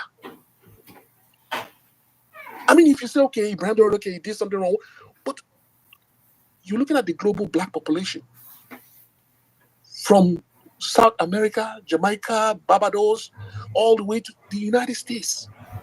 They had blacks in America, African Americans, marching on the street in support of Burkina Faso. But here in Africa, just a few countries west of Nigeria, we have Burkina Faso that we should be actually supporting and throwing our weight behind. And meanwhile, your head of state, Tinubu, is marshalling out his urchins to attack our own brother in Burkina Faso. How can, I mean, that is, you know, I don't know what you guys call it in your party, but this is arrow, you know, this is a taboo. This is like a curse, a curse. You know, when they curse somebody, it's almost irredeemable. Everything the person touches is turns to dust. Anything this guy touches turns to dust. Anything he does turns to shit. That's true. So I don't even know why people think this guy is going to be. I know he's, you know, we have to play the strategy to prepare ourselves to defeat this guy, but on a normal situation, Tinubu is not even. It's not even any opposition. He's not even going to match any opposition But that is looking to defeat him. can I shock you? I'm going to tell you something that's going to shock you. The thing is, as bad as Tinubu is, I tell you that much, Atiku is not better. Erifai is not better. These two are not better. I tell you that much. Because there was something you were saying the other time about antecedents and precedents. That's people's antecedents. You know, Tinubu is as rotten as a rotten egg. But Erifai is not better. Let me tell you something about Atiku. In 1992 was when Atiku retired from customs. And he was sacked, actually. But what happened was, I have forgotten the name of one of those northern leaders who stepped in and began a kind of and negotiated a plea bargain for him with IBB, you know. And why Atiku is rich today, apart from his malfeasance with with the Nikon deal and the privatization that happened in 2003 under Obasanjo. One of the things that gave that guy money is that this guy wrote he wrote a legislation, or he wrote a legislation in Nigeria today that disallows every other clearing company in Nigeria from participating in the business of clearing, and give it solely to his company, which is this Intel's. That's how the guy made more money than any other person. And that was actually why he became so rich that he could contest for 1993 election against money bags like Abiola. There is no customs controller general that has that kind of money. No matter how much you try to embezzle, no matter how much, to be as rich to contest an election against Abiola, then it's a different level of riches. And when in 2002, when Obasanjo returned with him in 1999, 2000, 2001, 2002, 2003, within that first time in office, Obasanjo believed Obasanjo's outlook was more of foreign policy, because he believed that if he's able to position Nigeria in a way that foreigners can look again at Nigeria, because a lot of foreigners fled Nigeria, under Abacha, that it's going to attract a lot of capital inflows into Nigeria. So Obasanjo was shopping all over the world, looking for inflows, and then he handed over everything to Atiku. Like Atiku was the one running the country. It was clear. It was in the open. The first thing Atiku made, or the first thing Atiku did, was to go into an alliance with the PDP governors then.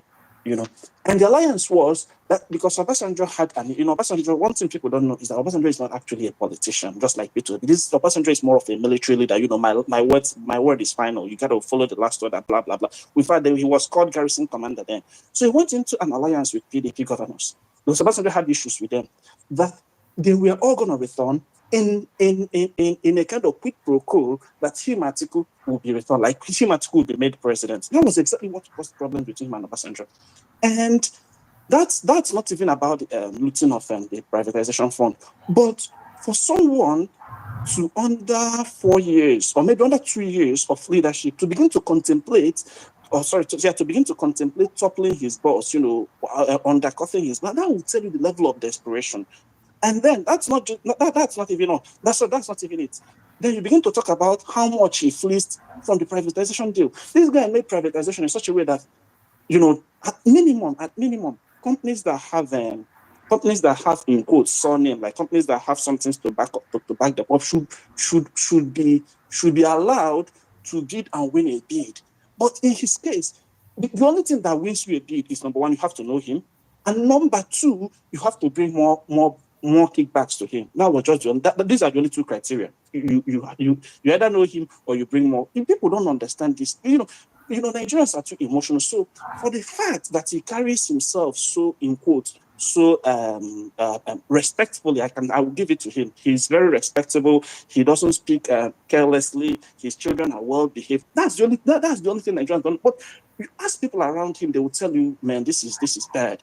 And then you talk about El-Rufai, So if you are dumping down on Tinubu, I'm never a fan of Tinubu. Of course, you must have heard it from my voice. You will discover that the alternatives are not better, especially even now that they are even old, that is older. He can't do what the president can do again. So the point I'm trying to make in essence is we are in between a very bad place now and a good place. There are no two. They are like, Tinubu and Chito. Anything outside of these two, you are just changing Tinubu for another Tinubu. That's the way I say it. Sorry for cutting you short. Oh, no, thank you very much. Before we go to Mr. Ayim's, I want to just kind of give you put more points or more meat on that bone before we go to Mr. Ayim's. So the thing is this, okay? I had the rare privilege of actually during Obasanjo's administration, just like you talked about, I had a rare privilege of bringing a project to Nigeria, an oil and gas project, and I was told, I wanted to see, Obasanjo, to kind of like, table because the project was huge, and the information I was given from Aso Rock was that there are just two Aso Rocks. One is Obasanjo's Aso Rock, and the other one is Atiku's Aso Boy, Rock. are you serious? Yeah. And they told me that they told me that if I want this, yeah. I had somebody that would already set up to actually introduce me to Obasanjo that will approve the project and make it happen. But they said no, that if I take it to Obasanjo, there's a chance that even if Obasanjo gives a thumbs up, that is never going to happen. That it's better for me to go to Atiku and get the approval of Atiku, then the project will happen. I'm like, are you kidding me? Serious? Are you kidding me? And I'm like, okay. So I had to go back because I didn't have the contact I have was directly to Obasanjo, not to Atiku. So I had to try to re-strategize and try to build up that contact to Atiku. But the contact to Atiku was so muddied up. Like you have to go through middlemen. You have to go through somebody that knows somebody that knows somebody that knows somebody that knows somebody. And you can imagine, I already had one direct contact to Obasanjo, one person. But then the person, and just that knowing that I have that contact, of course, I was saying, why don't you just go meet Obasanjo? Obasanjo can delegate and say, okay, take it to or Atiku to action. The person told me that it's not going to work. That there's a brick wall separating both of them. That this one he cannot tell this guy. So if I have to make this work. If I really want to make this work, I should have to go all the way back and start plotting my strategy to meet Atiku or to get to Atiku. Then, but guess what?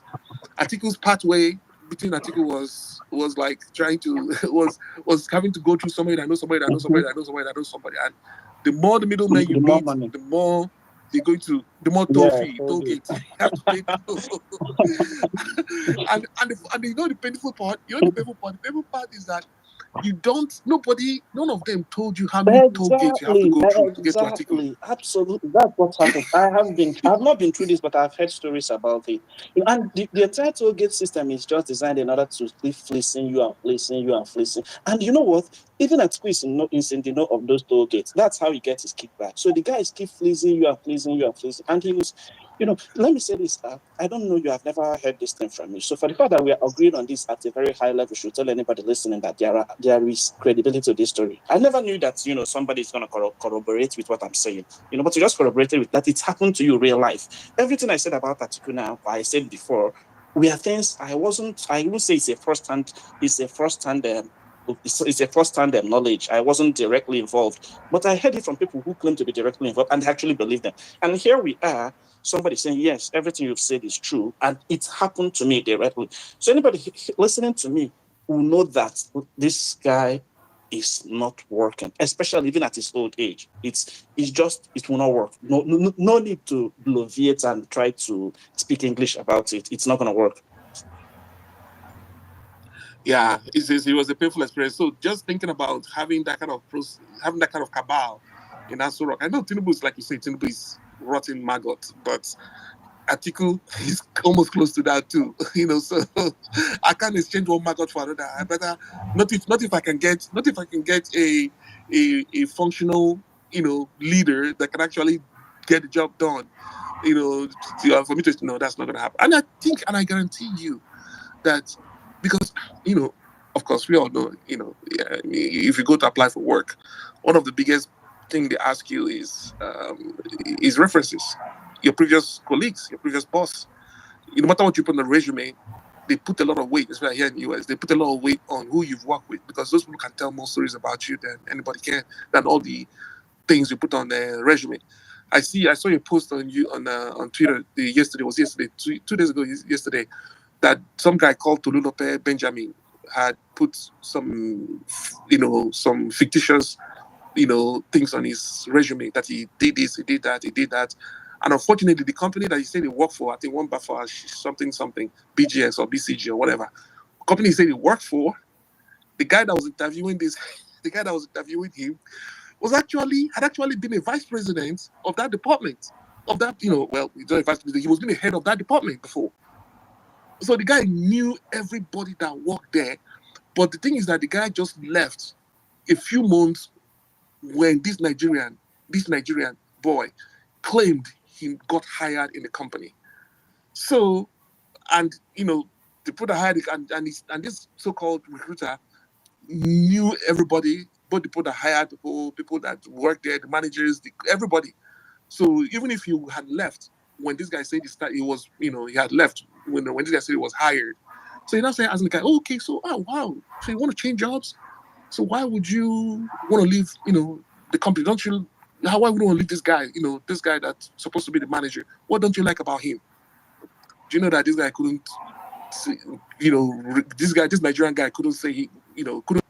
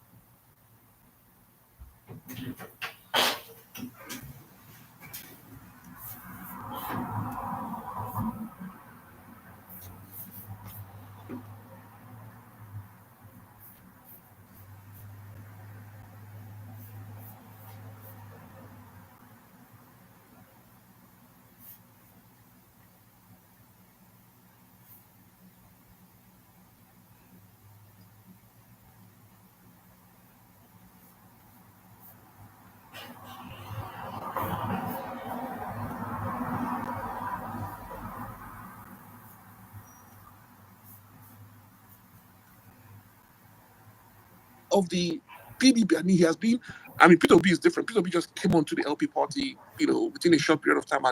But this Atiku had been in the PDP party, he has been with the chieftains, he has been a big player in the PDP for so long. There is no way in the world you have somebody like Wike come and dethrone you and take over the party, and you can't do anything about it. And now you want P2P to join you in the PDP party where Wike is already the overlord? How's that going to work? When you can't even flex your muscles, Wike is all over the place, commanding everybody in the PDP and doing all this, and you want P2P to come and be under you so that overall, then P2P will be under Wike.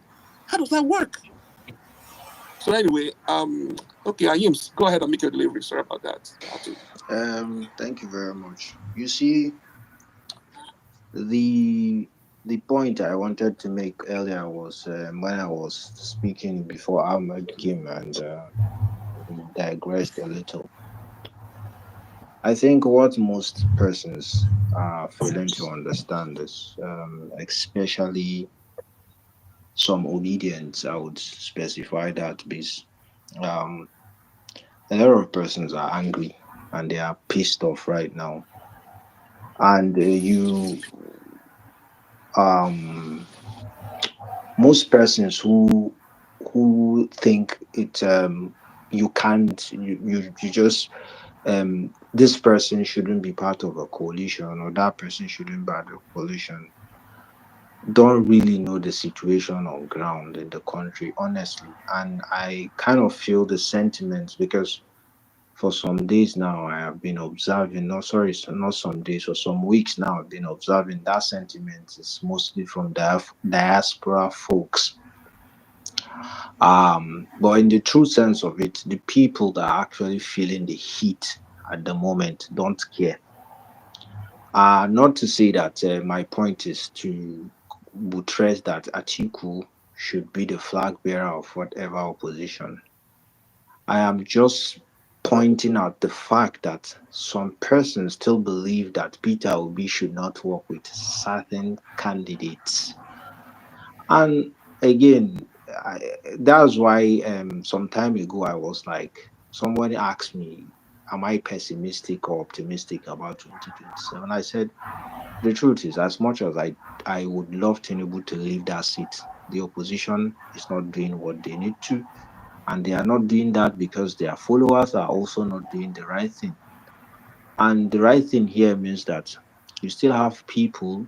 I've been to several spaces, some obedient spaces, some APC spaces. And one of the things I've deduced, especially in LP spaces, some LP spaces, is that there are those, or the majority of those, they are okay with having persons joining their Labour Party or a coalition so long it removes Tinubu. Now, the reason is because the situation is there for most persons. And if you say you don't even want it that way, how then are you planning on getting allies to win an election? Let's call a spade a spade. It's politics in Nigeria. It's not a clean seat. It's not run clean. It's not something that you expect. You need people. And these people, if you don't have them, you're not going to win election. So if you're saying that person should not come to your party, that person should not come to your party, you are just playing to the gallery of APC, and that's what you guys will be very, very surprised. But that's APC actually doesn't even want the coalition to happen because they don't want it to happen because if Peter Obi goes his way, which for me I think is the most viable threat right now, not even Atiku, it then means that, and he decides to maybe continue on this same trajectory. Let's say he picks someone like Dirty and maybe they don't get new persons like from the northern. It works perfectly well for those northern elites because what they are actually looking at is their selfish reasons. They want Tinubu to complete his tenure, and then in 2031 they can contest among themselves. And if anybody decides to contest from the southern part of the country, God forbid, let's say Tinubu wins the election and anybody wants to contest again, maybe Peter or anybody, they will just say it, you had your turn and you didn't do what you expected. So it's easier for these guys to wait 4 years than to wait another, because let's be frank, it will be very difficult to get someone 4 years and then ask him to quit, saying he will continue another 4 years. It's not. I don't think it's possible. We've seen it with Goodluck Jonathan. So these politicians are all about their own sentiments right now, and the sentiment for them and interest for them works best if Tinubu continues. But it is our responsibility to tell them that we don't care about that arrangement. We don't care about whose turn it is. What we care about is if anybody goes there after 4 years, is not doing the right thing, he should get out. And we are willing to side with whichever person. But as it stands right now, a lot of, no, I wouldn't say a lot, some persons are not feeling the tension. I just made an analysis earlier of how the northern vote is up for grabs. But which of the opposition is making moves? PDP is fractioned beyond repair. We saw it.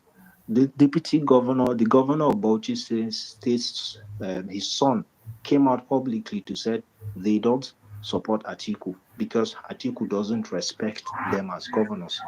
NMPP persons would never support Atiku because for one, he was responsible. Atiku was responsible for why someone like Onkoso left PDP. If Atiku hadn't meddled and interfered with the Northwest Congress, PDP would have won Kano State. But he meddled, and for that they don't trust him. You are not even talking about 2019 again, where he used money to defeat Konkoso. So there's already that rivalry. So they would never side with him. I have said it. Konkoso is not all about 2027. It's just a fight for survival. So as it stands right now, when you clearly look at the northern votes, both northwest, northeast, north central, it's all up for grabs. It's all up for grabs. But none of this opposition is, even the so-called SDP that is coming up, apart from Malam Nasir El-Rufai that has just joined, there has not been any big wing politician that has joined. So it's just a party that is trying to build up, and that's why they also want this coalition. So as it stands right now, if you ask me, the biggest opposition or force right now is Peter Obi. Whether you like the man or you don't like him, right? He is, as a political analyst, you're going to say he's the single biggest opposition right now with that followership. But the question is, he also needs to make headway where he doesn't have the popularity, and that's the north. And that means he has to work with certain persons that some persons perceive they don't like. For instance, on this space, some persons will say they don't like Erufai, etc., etc. It's your opinion. That's fine. But you see the way you hold Peter Obi in high esteem, in high regard. Some persons see the same way they see you see Erufai. That's how some persons in the north also see Peter Obi, and it's okay. I remember vividly before Buhari became president, there was nothing they didn't say about Buhari. They said Buhari was going to Islamize the country. They said Buhari, a lot of things. We all had it. In fact, AIT was running campaign on all of it. Even when he was president, they kept echoing that thing. Till he finished, nobody was Islamized. So it's just opposition. But if we keep believing all these things and we think we would not allow people to join an opposition so that you get what you want and you just feel okay, politics is saintly. There's no saint politics here. It doesn't work like that. It doesn't happen. I know that Peter Obi understands that. And when the time comes, if people are going to join him, they are going to. But you, the voter, ask yourself. Because like I said, if you say if Peter Obi works with Verify, me, I no go even vote am. That's fine. Those guys, they will do fine. They are okay with whatever it is the country throws at them. Some of them have dual citizenship, but do you have it? And some persons even speaking, they are not even in Nigeria. So if you're going to speak like that, look at the reality on ground first for the people that are feeling these things. Not just because you feel like you don't like that person. If you have that sentiment about that person, another person has sentiment about your own idol. Somebody feels bad about him. Me, I'm saying it. I campaigned personally against Peter Obi, the 2023. Why? Because I did not believe in the ideology that they were selling, the arguments and all of that. I was more inclined with Tinubu because of what I felt he was doing and what he did in Lagos. But lo and behold, that's not what we are saying. They just packaged fraud, lied to us. He stole other people's achievement, claimed it as his own. They made us believe that he was going to be better than Buhari. He was going to solve all the mistakes, all the nonsense about cabals that we were hearing during Buhari's tenure, all the redundancy that we used to hear, all those ministers that were not doing anything that stayed for 8 years in Buhari's tenures. We expected them to be sacked, but lo and behold, we are having the same Buhari problem in Tinubu's tenure. Why is Matawale a governor, a minister till today? You know, and they are just selling propagandas as achievements, especially with human life security. So examples like that, and people are losing their lives. 3 weeks ago, I hosted a space on insecurity. Soldiers were killed and they didn't receive their salaries. I was particularly pained about this thing. And even last month, I don't think they received their salary on time. This is the reality of everyday Nigerian. So if you think we are doing this opposition because we don't like Tinubu, he's a Southwesterner, or nobody cares at this moment about it. If you are doing the right thing, nobody would even want to look at your skin color because you are doing the right thing. But if it's when you start becoming incompetent, then you give people the room to begin to x-ray even your words. You know, that's what I'm saying. So all this, Peter Obi should not work with that person. I'm sorry, but it's not up to you. Honestly speaking, it's not up to you. If you have the same feeling about Peter Obi, I can point handles for you right now that have the same feeling about Peter Obi. If you feel like, okay, Peter Obi should not work with El-Rufai, and wants to say any politician is saint, but who is the politician? Is it Atiku? There is no saintly politician. All of them are cahoot in the same whatever that we do. So you just pick and choose who you feel like you align with his principle. But at the end of the days, we as masses need to send messages to these guys that you can't just rule the country and expect that nothing would happen. There should be consequences for failure, because what they are doing is a show of force. They are telling us to our face. The APC Northwest governors did something recently, and they said it was a statement that Tinubu can continue. They don't care. In the same states, in the same Katsina and Zamfara, Ubasani is even the one saying all this rubbish. You can even imagine, because they don't care. In Katsina State, they said something in Hausa, Katsina about if that's Katsina, we don't have any problem, we don't have any complaints. In a state like that, and they hired somebody to even say that he got married to a second wife during Tinubu's tenure, everything is fine. And some days before and some days after, people were killed in villages. We are seeing it. You guys are seeing the videos of bandits and their parents going on Hajj. How did the security miss that? How?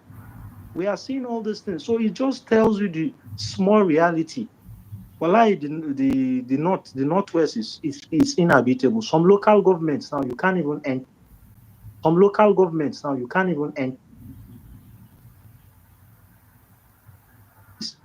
You can either be kidnapped every day. So people are suffering. Northeast is worse. ISWAP now is getting more strength because of what is happening in Burkina Faso. But the JNMI guys are now getting stronger in Burkina Faso, and they are trooping down. In fact, they are even attacking Benin Republic, and they are coming all the way there because reports suggest that some of the fighters in Northeast are foreigners. Some of them foreigners in the sense they are not actually Meduguri, the ISWAP in Meduguri. They've recruited foreigners to help them with technicalities of how to fight the Nigerian army. And this is the reality. But are we seeing any improvement? No. Bayo Onanuga and their likes, what they talk about is how 2027 would be. So this is what we are saying. It's time for us to have a united front, please. People are paying consequence. If it is Peter Obi, anybody. If it means anybody that wants to join, let him join. It's not anybody's right to say, okay, we did it with Goodluck Jonathan, and we can do it again. The only mistake we did was when Buhari was not performing, Everybody said, okay, let's give him 8 years. We have learned our lesson. If you are not going to do the job after 4 years, you cannot do the job. Just get out and let's bring somebody. Trump is moving up and down. Is he barely 2 years? No. So we know it. If you can do it, you can do it. I'll just round up with this. Thank you very much. Okay, good. Congratulations. I mean, that was a good presentation. Yeah, yeah. Nidu, I'm going to let you go ahead. Just 1 minute. I want to say something in response to what I'm sorry, the speaker said. I have a question, please. Can I just? Okay. Yeah, you can Okay. you can Okay. ask So your question. Nedu is going to. All right. Nedu and This question Nedu is is going to to go after IAMS. Nedu. No, don't worry. Let him ask his question. Yeah. Okay, Dr. CJ, Yeah. go ahead. IAMS. Yeah. Thank you. I mean, yeah, I like your submission. But what I want to ask, because I think there is a misconception about this coalition that people are talking about. That if there's a coalition, that somebody must be on the ticket, right? I think. Do you consider Atiku endorsing Obi as a coalition? I mean, not being on the ticket. Do you still are we going to consider that as a coalition? Let's say Atiku endorses Obi and not be on the ticket. That is what I started off. I said, me personally, I don't even care. It doesn't have to. Why does it have to be Atiku? Why must he always be on the ticket? So for us, and we are going to be the ones to force people like Atiku to not to contest. But if we keep having this partition that some people are saying, oh, Peter Obi should not have these persons, Atiku people will not, then they are all going to feel like, okay, fine. I might think my followers let me just still try again. But if we say we don't care, we want a united opposition, and this is the person we are happy for, why would Atiku not? Why would Atiku not side with Peter Obi? And like I said, nobody cares about anybody's face at this moment. Anybody but let me just say this. What do you have any? What do you think is a way forward in trying to get Atiku to do the needful? Like, what do you think young people in Nigeria can do to push him in that corner to do what I consider the right thing? Because at the end of the day, we can, talk and tell him to do this and do that. Is there anything that the young people of Nigeria, is there a strategy they can use in terms of maybe through some organizations and delegates, going to him and let me even use the word pleading and also getting him to understand why he needs to do this. To answer your question, we don't need to do any of this thing. He's not paying anybody's salary, right? He doesn't. If you go back to 2014-15, the answer to this question was there. He contested in primaries with Kongoso, with Buhari. What happened? He lost. No. Why we're saying this thing is, why I'm even saying this thing is because of sabotage. No, I'm coming now. I'm coming. He lost. Now he lost. Normal Atiku, if I don't join, go another party. But he gauged the atmosphere.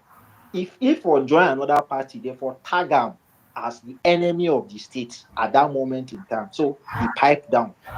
All these things are determined by the factors of how rife or angry we are at the youth level. For instance, right now, I don't know your tribe, but as far as you are concerned, don't care if it is Peter or be with anybody will come. So don't know with Tinubu you go vote. Fine, myself, I don't care. You reach that stage. Back at Peter Obi don't come out. Then why idiot go come talk say him he no want support that ticket? Now problem be that now because it means say you are after our life. I use obedient terminology 2023. You are after our life because you are seeing what is happening and you insist that you don't care is your ambition. After all, he has been contesting. So who is he? I don't.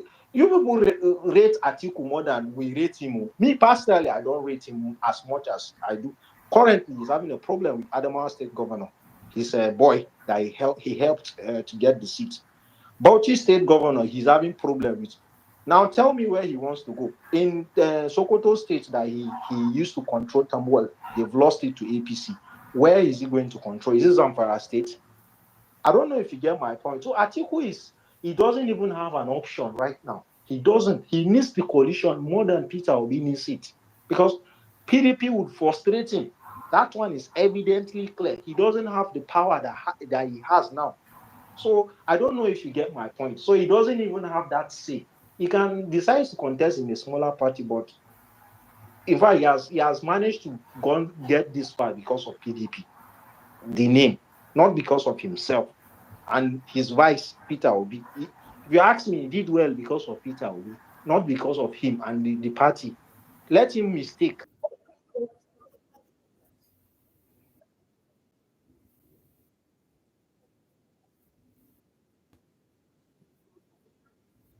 Are not going to be raped like they're doing right now? Which do you prefer? You prefer because of your sentiments. Oh, I'm loyal to this. No, so therefore, I'm okay with my sisters or my mothers or my brothers or my sisters or my daughters being raped by these terrorists. Okay, let them be.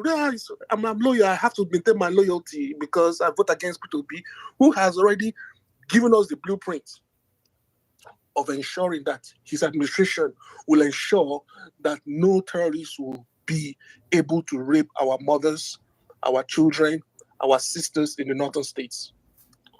But we, because of our tribalistic leanings or ethnic leanings, we say, oh, we're just going to go with the the administration that would allow our mothers and daughters and sisters to be raped because that's the one that we prefer. I mean, we have to understand something. Big coalition is not going to benefit. I mean, we Southeasterners, we're already disadvantaged. So coalition or no coalition, we're still going to be good. But the coalition is going to benefit every other Nigerian. It's going to benefit from the Southwest. It's going to benefit from the northern states. It's going to benefit you guys. This coalition, the people being in Aso Rock is going to benefit. It's going to be beneficial. So when somebody say, "Okay, what are you going to give me? What are you getting now? Tell me, what are you getting now from Tinubu? You ain't getting nothing. Instead, you're getting slaughtered and chased out of your homes and forced into IDP camps that you don't even give a fuck about you guys. But now you have an opportunity of bringing someone who can actually bring some value to your lives, improve your communities, bring some prosperity to your states. And you're now wanting to discard that option to go down the path of perdition. So, okay, I just wanted to make that comment. Go ahead, Ayums. I really love this quote you said. I just want to, whoever you pick as a VP, you will live and die with. That's a very powerful quote. And I hope people reflect on this. I really, really hope everybody heard this and reflect on it. Whoever you pick as your VP, you will have to live or die with that person. That's a very powerful quote. Thank you. All right. Thank you very much. I will just make my final submission on this topic, and I hope I am able to say my mind. I'm not trying to convince anybody because something I've learned on Twitter is people have already made their decisions. So no matter what logic you try to use, you can only convince them. So the first thing is your assumption that we voted, or me, Ayims, I voted or I supported a candidate because of ethno-religious sentiments might probably be a reflection of something else, but not me. You understand? I have no dog in the fight. If I was even going to vote based on or support based on religious sentiment, it's purely going to be Atiku because he's a Muslim, he's a northerner, and Tinubu is a southwesterner, and even the Muslim they say he is, we all know, and it was pre-election that he started doing all those ostentatious gimmicks. Everybody know it. So let's drop that point. It's out of the question as a point.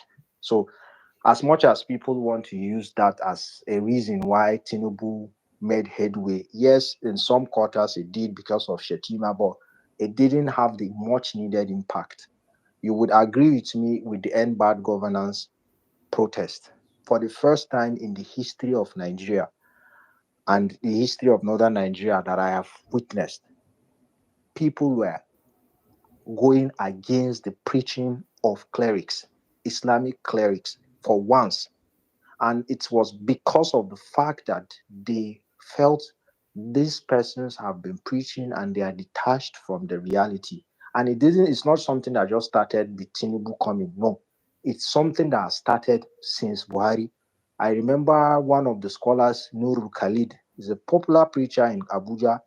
He left. He was even chased out of his popular mosques because of how he was anti-Buhari and how people were killed. Even Gumi, not like I like him, but there were times where he criticized Buhari. So there are several other examples that I can bring of clerics that criticized Buhari, and that was when the sentiments of anti-clerics participating in politics started blowing up. So that influence that they had pre 2024, 2011, and 2007 has waned down way below what you think or what you expect. So the assumption that a lot of us, especially folks on Twitter, voted based on that is something that, honestly speaking, I think you should drop. You should drop it. Honestly, me personally, I would tell you that, and for others. Now, to the other instance, you don't even need to point. You don't even need to emphasize the point. Like I said, if you are going to be honest in the political sphere right now, Peter Obi is the single viable opposition right now. He might be facing challenges in his party, but anywhere he goes, he has proven. Let's say his number was 6 million, but he can, at least, worst come to worst, he can give you 4 million, right? Can we say the same for Atiku right now? No. Can we even say that he is going to, because he has never contested in an unpopular party aside the ACN that he contested then maybe in the 90s? So, other than that, can we say that if Atiku goes to any party other than PDP, he can fare well? We can't say. But Peter Obi has shown that he can do it. And the reason why, that's why I said it's already an advantage if you are obedient. So Obi cannot play second fiddle. You don't even need to say it for himself. He knows it. He has already done that. Atiku doesn't have that. He is already at loggerheads with most of the PDP cronies. He's the problem right now in PDP. So they will try as much as possible to get rid of him. That's my second point.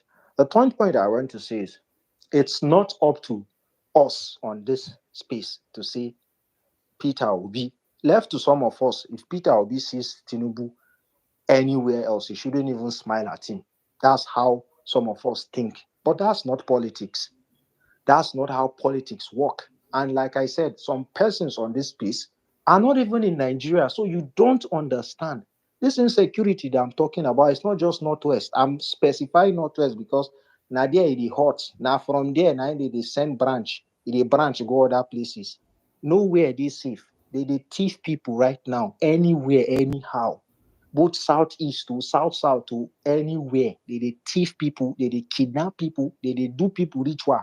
So you know this in our one northern problem. No, it's not like that. Some of us are just shouting because we remember those eras of bomb blasts and suicide bombings that were happening, and we don't want to go back to that era again. We're not even talking about food. You understand? So that's one. That's two. Thirdly, wallahi, you see me swearing. I don't think even if now my papa today, na him turn politician, can't tell me make I believe in waiting tell me. That one a lie. I will just look am. The only thing I can tell you is that I'm looking at who um who is who is convincing me the more. But you cannot tell me to believe the word of a politician because he said he's going to do it. All of them that have been in that seat, both present and past, they've said it that they are going to do this. Some of them only live up to not even 10% of what they say they would do. Some of them. And they are Nigerian politicians. Maybe in the 60s, but in recent times, we've never had any of those guys. So you telling me that I should believe that I should just believe that this person is going to magically change the country? I'm sorry, honestly. You are just being naive. We are talking about pragmatic politics here. Something that works, something realistic. If me, the average person on Twitter, you can convince. Do you think you can convince the person on the street with this? No. The average person on the street, no matter what, still votes based on sentiment, based on trust. A lot of persons, whether we like it or not, they side with Peter Obi because he's a Christian and because he's Igbo. And there are people who like him because he's compassionate from their own point of view. And there are people who don't like him because they feel like he doesn't represent their tribe until they see somebody who is their tribe. A lot of persons who didn't support Tinubu 2023 suddenly are supporting Tinubu because he's their tribesman and they feel like people are ganging up against him. A lot of people supported Tinubu because they feel like, oh, his VP is from Northeast. Everybody has his reasons for supporting a candidate. What you should do if you are trying to get voters is to look at a particular area that you can harness and gauge their sentiment and vote and get somebody that represents that sentiment. That is what the politics is all about. I don't even want to go international. Let's stay with our Nigerian politics. Is that not what APC folks campaigned against Tinubu when they were shouting that it was Muslim ticket? What did they do? They said Northern Christians were being marginalized. And that's when Dogara and their likes formed anti-party. And they left the party. And the Northern Christians, most of them decided to vote for Labour Party as a way of punishing Tinubu. And some of them voted for Atiku. That is why Atiku had that number of votes. Kaduna State has always been a PDP state before El-Rufai. So it's not just about El-Rufai himself. It's about the ticket, the presidential ticket itself. People were fed up. Not just Kaduna State, even Jigawa State. Atiku did well in some states that we never thought that he can do.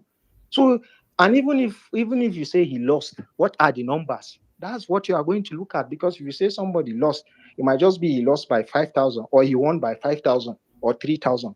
But if somebody is getting 400,000 votes in your state, he has still successfully collected all your voters. When we say you won, you have 500,000, the person has 100,000 or 50,000. Hey, you don't flog and come out. That's what we are talking about. So it's not just it's just vague to just say this person lost or that person won. You have to also look at what the opposition has done. My point here is that it's not up to any of us on this space. But if we keep sounding like this, it means two to three things. We are either detached from the reality of the average Nigerian, because all of us that we are talking on this space, we are privileged. The real people feeling the brunt, they are not even on space.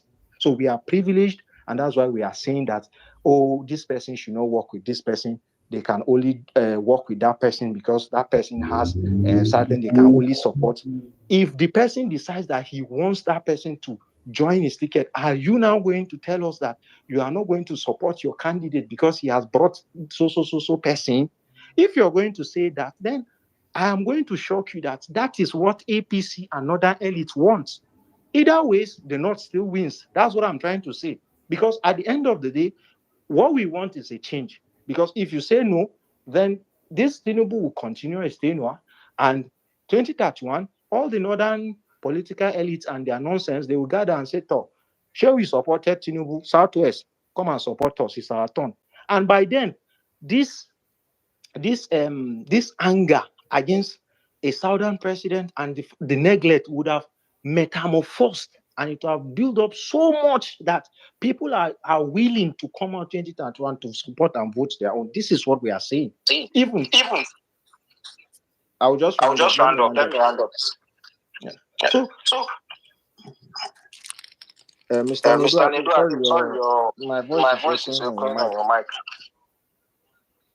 So I will just round up by saying, at the end of the day, what I am saying is, people are tired and they just need an option. But it's not left to any of us on this space to say, no, you cannot work with that person, because it might happen. I want to know what you will do. Again, if you decide to say you vote Tinubu, that's fine, because that's what Tinubu wants. So that's it. Anyways, this is my last one. Thanks. So, can I ask you something? So here's the thing. You're gonna go ahead and. I want to ask him something. So yes. I want to get the So what I'm saying is that. I just want to know what he's saying in concrete terms. Like, what are you saying? Okay, let me ask you this just directly. Are you saying that you want P2B to choose another VP from the north. Is that what you see? Just be concrete, to be direct. You know, it's just You didn't hear my first submission. I said it. Maybe you were not listening. I said it now several times. Okay, sorry. Okay, that's it. I just want to get that point. Thank you. Okay, so here's the thing. We're not actually okay. Most of us have our concerns with the Rufai for P2B to take Rufai as a I running didn't mate. say Rufai only. I didn't say Rufai only. Okay, so if P2B, of course, P2B running mate is going to be somewhere from north. He's not going to take somebody from the east or southeast. I mean, if he has to build a bridge, it has to be somebody from the north. And we all know that the only concern, after all, he has to be that he picked to be that who is also from north. So here's the thing: our concerns with coalition is that everybody is a big tent. Everybody is welcome to join the coalition. Why? Because your life will be better with the P2B administration. Don't I remember hearing. Okay, I'm just giving you before the do comes in. I'm just going to say this real quick.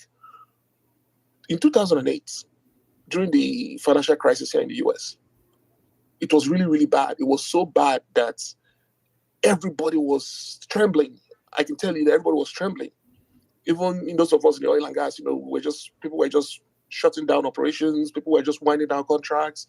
I was in the last phase of my contract with a company that I was drilling wells for, and the election was coming up. I think that was in Texas, Midlothian, Texas. And I was like, man, what am I going to do? Because I've been going, I've been very busy, having contracts for more than 10 years, nonstop. So, but this one, there was no other offers of the contract. I was real panicked. But then I'm like, okay, hey, what's going to happen? And it was coming to the election. That was in 2008, November, close to November. And I remember as the project was winding down, I was in a state of panic because I didn't know, I'm saying, okay, what's going to happen? McCain was running against Obama. And we know that McCain was Republican candidate and he would likely continue in the policies of Bush, of George Bush, George Bush Jr. So the financial crisis happened, the Wall Street collapsed, everything was happening, always was going so bad. And a couple of my friends that we're all working to, this guy, white guys, rednecks and all that, people that don't like Democrats, that don't like black people. So I was just sitting down I just sit down with them drinking beer one of those days, and I'm like, man, what's gonna happen, man? We're gonna be out of work. We don't have no contract. How are we gonna, pay our employees? How are we gonna, keep the lights on, keep the doors open, keep the office, how long is it gonna last? We're just kind of thinking about, going into a different kind of business because we're all scared. But anyway, to cut the long story short, so we now say, suppose we have a new administration that is able to change the trend of the economy, bring back the financial, bring back the housing crisis from the doldrums that it was already in, bring back the financial industry, bring back. So this white guy was saying, man, that's not gonna happen. I said, well, if you bring in a Democrat has shown that over 60 jobs have been created since Nixon. 59 of them were created by Democratic administration. 1 million was created by Republicans. 59 million was created by Democratic administration. So I was telling them this, and they say, oh, that's bullshit. I said, well, you know what? I'm going to just do this.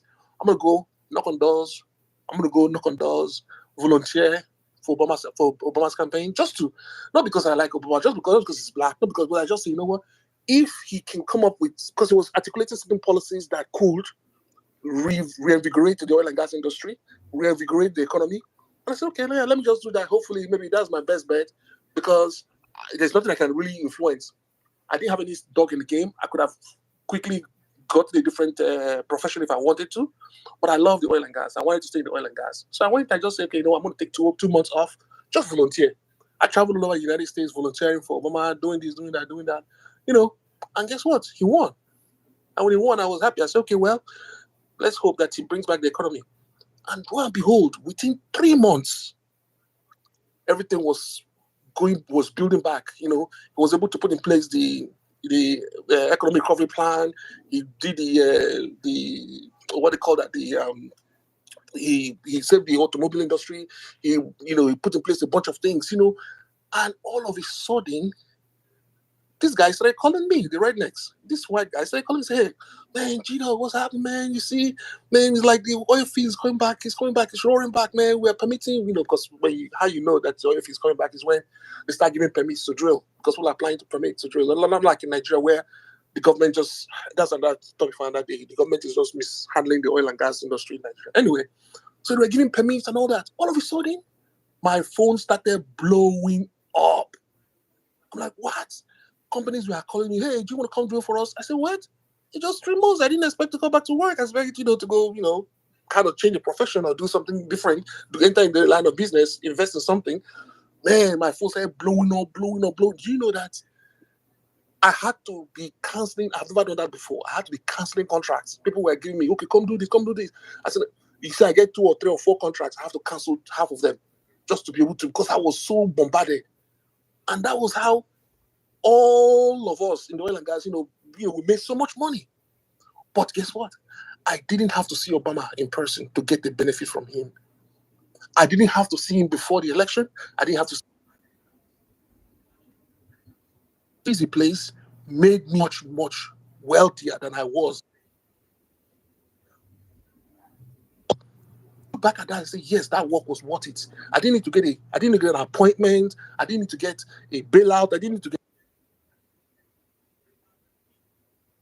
to place the proper policies that will favor and make life better for me. And that's what he did.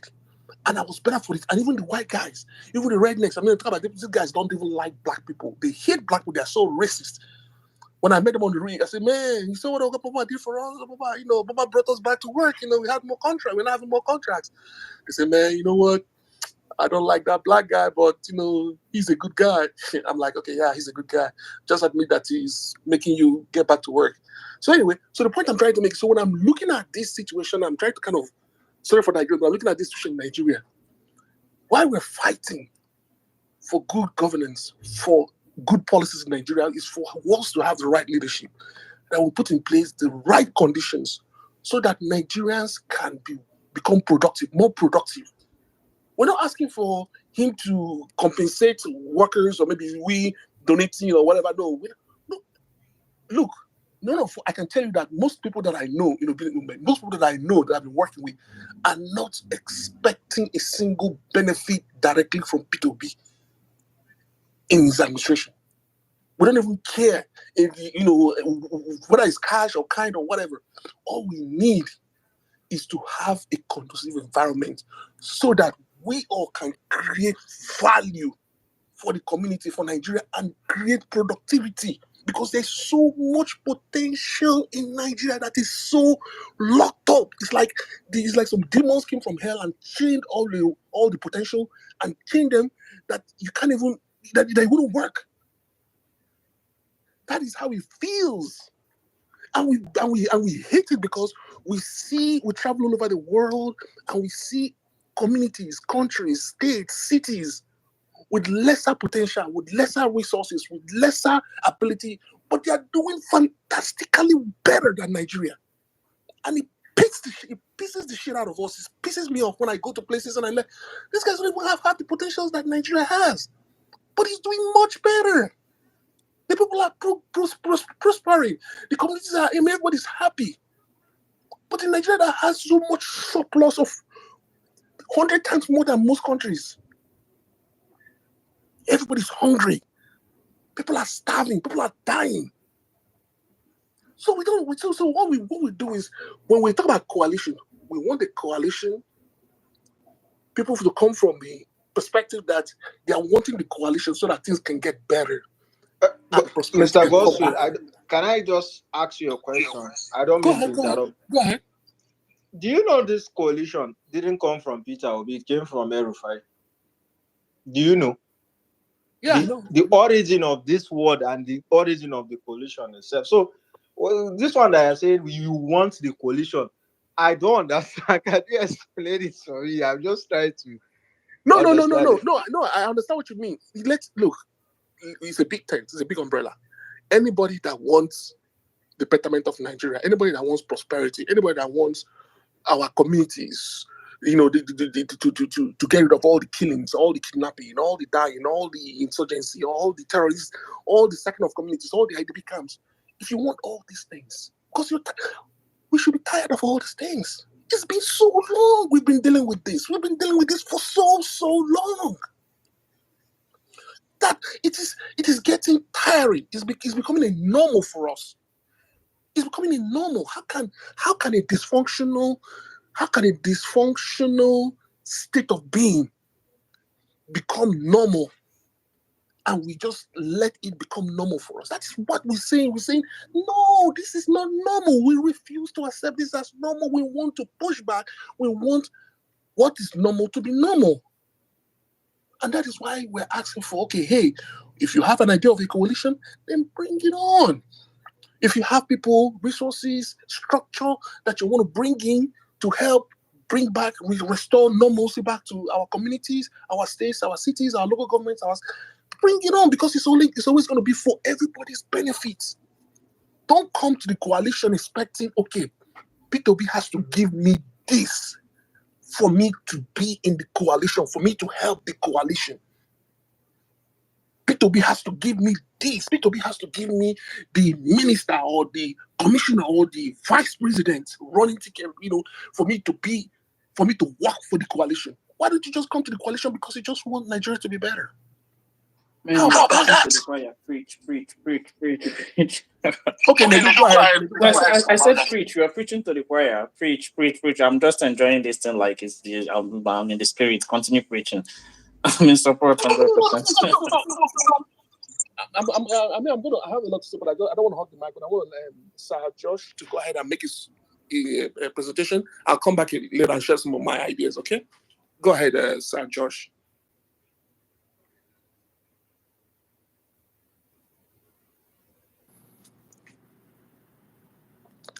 Hello, can anybody hear me? Yeah, I've been trying to. Oh, that's me. Okay, Sir Josh, go ahead and make Ledu, your mic is bad. I think that the mic is bad. Ledu's mic is very bad. You see, sorry, oh, okay. Sorry, I don't know if you can hear me. Yeah, okay, hear you. I need. Okay, thank you so much. Me, I don't even like speaking so much. I just want to drop some things, and it's obvious that we still want to preach what you did in 2023 and get nothing. And the worst thing that happened to you is to try what you've tried before and you get nothing. That means you're just planning to fail. Nigeria is not like US where you preach this kind of preaching and they hear. There are things that motivate Nigeria to vote. As Anim said it, you may have your own plans. This is why I'm voting for this person. Someone else is free to have his own opinion. This is why I vote. That's why we're in democracy. You see, the issue there is that even in the US, if you check, there's nothing that links Trump and the Vance. Nothing, no ideology. Vance is the one that criticized Trump. The more, but Trump saw the impact that the guy will bring, and for him to win, you have to bring him in, and they work together. And it's just, most of the time, if I'm listening to people speak, I'll be laughing. We are trying to build angels, bring angels in a country of sinners. Nigeria is not where you think that you are. And you want to bring saints, that it must be saints that will work for the country to be good. And the person that is leading you is the devil. So you can only change that system. That you can only make that heaven that you are praying or you're dreaming when you win. And for you to win, you must look for a way to win, not preaching that you give us heaven while the person that is there now is a devil. And I think that is why we make mistakes, that you don't know the country where you are. You don't know how things work. Even in the US, nobody will in between the election switch off server and he will not go to jail. He will rot in jail. But it happened in Nigeria, nothing happened, and nothing will happen. That is the country where you are. And if you not factor all these things, in your decisions, that means you're not even planning to win. You're planning to lose, because he who fails to plan plans to fail. So preaching that maybe you have your reservation about RFI, that's why you don't like him. Nobody even care about your like. The issue there is that, and nobody is going for any coalition without having. You're talking about you're a citizen. Goes even you are a politician in the US. I was in a space when you were speaking about politics in the US.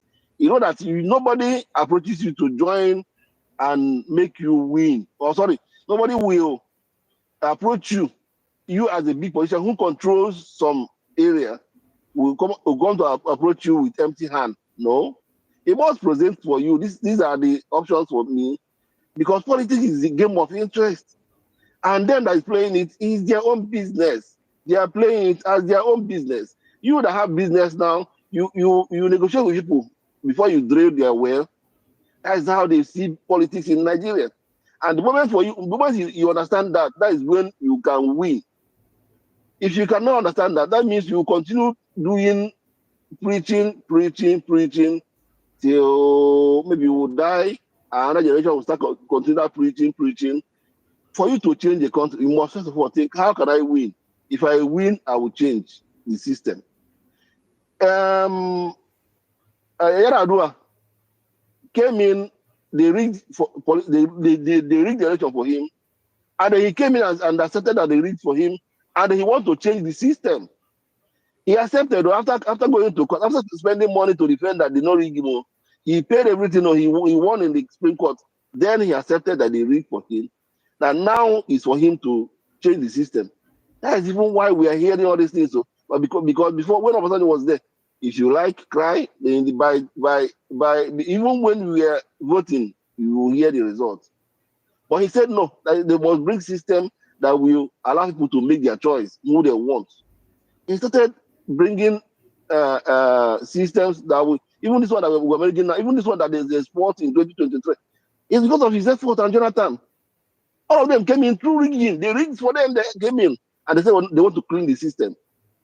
Tinubu in the 100 years, Tinubu we even prefer this system to continue because he has no support.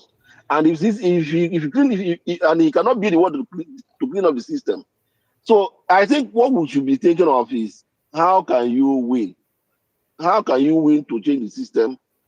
Not how can you be an angel. Angel goes to church. Angels stays in the ministry. They don't join politics because like that. When they say give Caesar what belongs to Caesar, they're not saying sometimes this is what governs the politics. What governs politics is the politicians are greedy. You must negotiate your way in.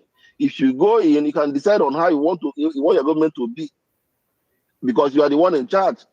Tinubu now went in with the system, and he said he cannot obey what they negotiated. That is his own plan, and he don't want, not that he will not obey and he want to do the right thing. No, he don't obey because of his personal interest. So I don't know if you can. I wish that a day will come when we can ever discuss issues according to how it happens in Nigeria, not what happens in the US. What happens in where we are. You understand? So even bringing RFI, if even Obi knows that giving RFI ticket, Gazipi will be the easiest thing for him, he will give it.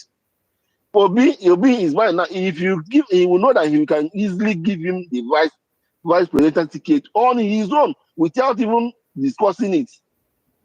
Because I know that this is the easiest agreement. If they can even guarantee him that he will win with RFI as the ticket, he will happily give it. Pray that they will even agree that he will be the presidential candidate in the coalition. If that will happen, Obi will willingly give RFI the vice president. So sometimes if we are discussing, I wish that we even stay in Nigeria and see how they play the politics, not politics of holiness. Nobody is holy. And mind you that APC promised, even even what's his name? Buhari promised $1 to $1.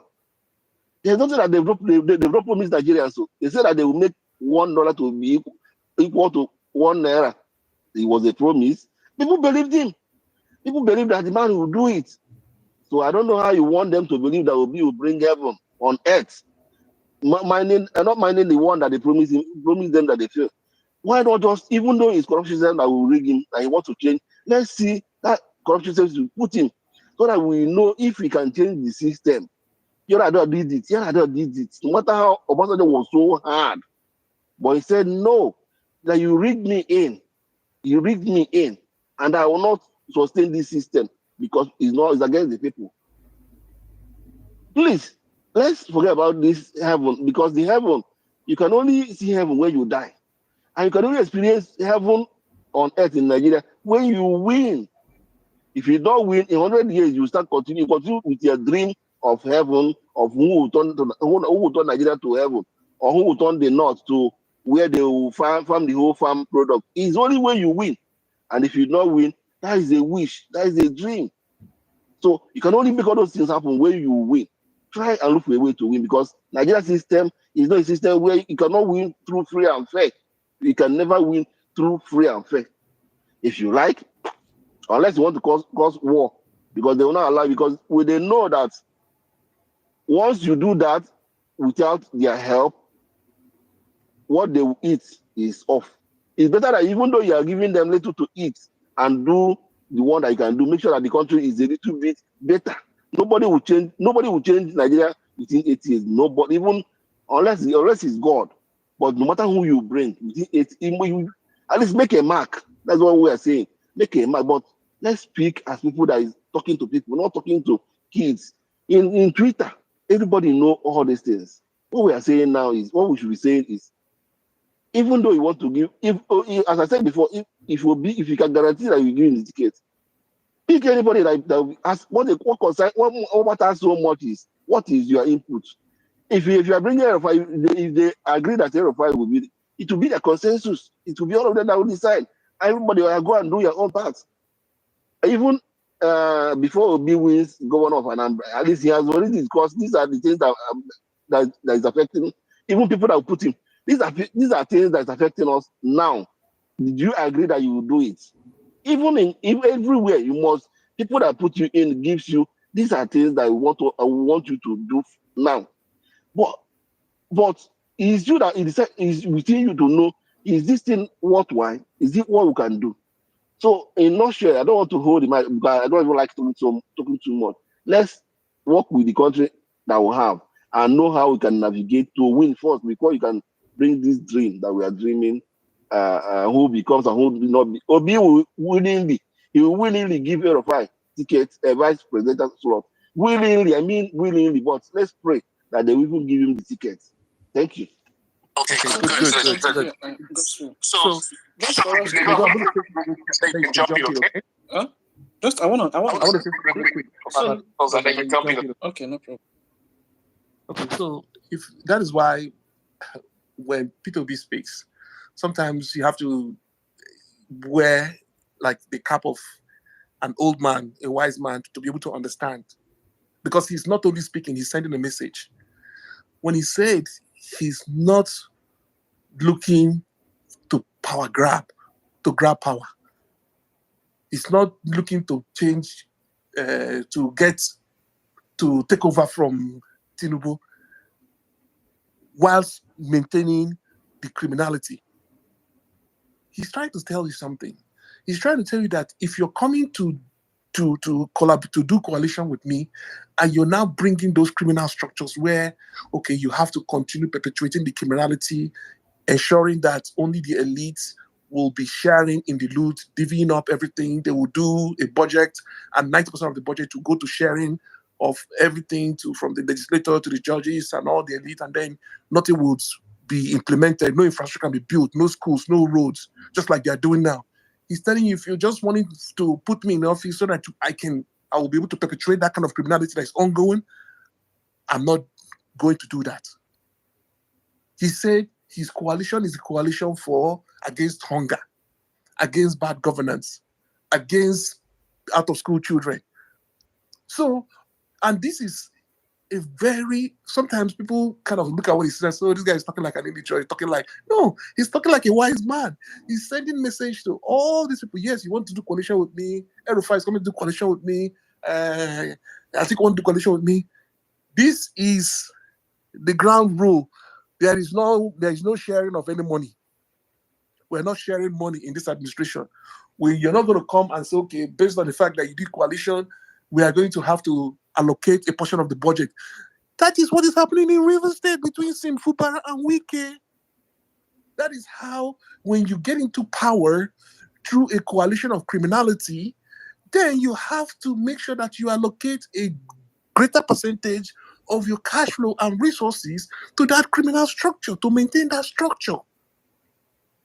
And that is why he doesn't want to do that. I mean, he wants coalition, but he doesn't want a coalition of criminality or structure of criminality, because that sort of structure will handicap any leader, any executive from actually driving value to the citizens, the people that need it the most. That is why Sim Fubara was handicapped.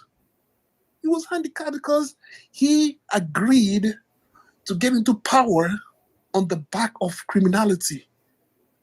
And when they now told him, hey, look, this is what agreement. And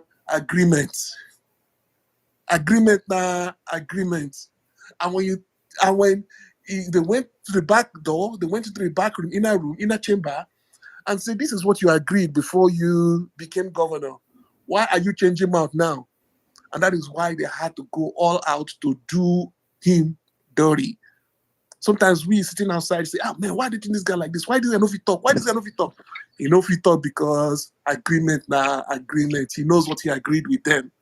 Chief, I want to ask you a question, if you don't mind. So, okay, no, you're going to ask me, but I just want to make sense. So what Peter doesn't want to do is to be like a Sim Fubara, where I don't care whether he's the governor or president or whatever, if you don't do the agreement with them and you go to Aso Rock, the legislature, because he is a co-equal badge of government, mind you, you should be ready to share money with the senators and the House of Rep members. They will bring you inflated budgets. They will pad it 50%. If the 100 million be the budget, they will put another 300 million on top or 500 million on top. That for them to share. And you have to approve it because agreement. But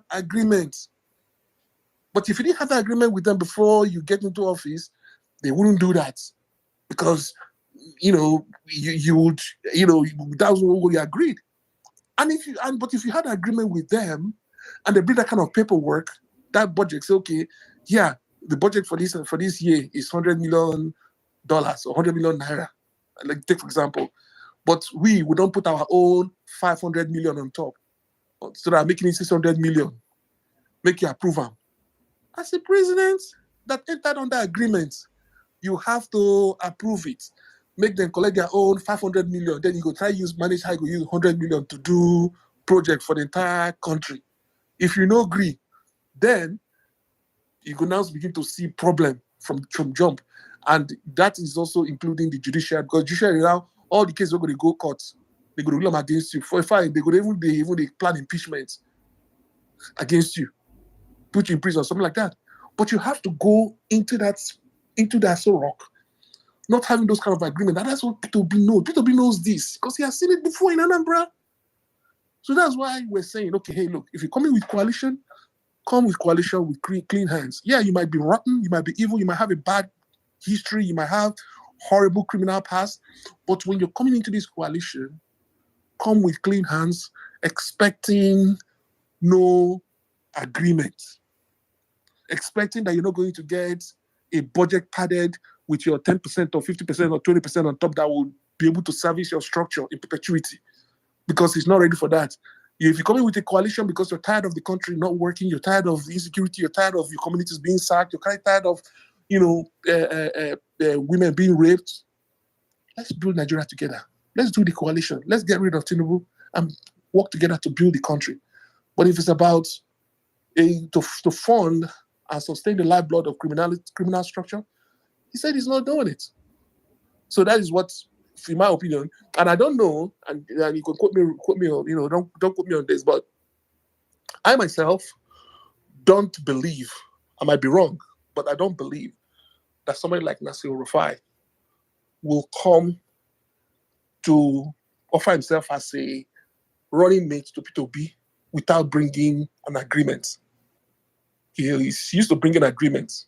He's a kind of agreement man. He's an agreement man. He's a company man. He's a company man. So he has to bring agreement. Now, I might be wrong. He might be wanting to come to P2B without an agreement. Then if that's the case, then let's work. Let's make it work. If Tuka is coming to the table without an agreement, let's make it work. But what I don't, and what I know P2B, and that's why I trust him so much, what I trust that he's not going to do after he's seen all what is happening is that he's not going to get into a coalition with people that came with agreements. That is something he's not going to do. Anyway, go ahead, Ayem. I want to chip in to the last guy. Godswill, I just want to ask you a question. Okay. I understand your point about the agreement thing and people who have good antecedents should come and all of that. Would you say that Nenadi Usman, again, not like I care about any of those. Now, you guys are the ones that want sent stuff. So would you say someone like Nenadi Usman has credible, clean antecedents in terms of her being close to Peter Obi? Would you say that? That's a good question. Remember, I said that come you sinners. Come from, when Jesus was trying to gather his disciples and apostles, he went to sinners, but as long as you're coming to the table, you're not coming with an agreement, it's okay. But if you want to bring your criminality and your agreement with you to the table, that does not work. So at the end of the day, we just need, just like, I can tell you for sure that most people I know, even on Twitter and outside Twitter, that are rooting for Obi, are not looking to benefit anything. They just want a Nigeria that works.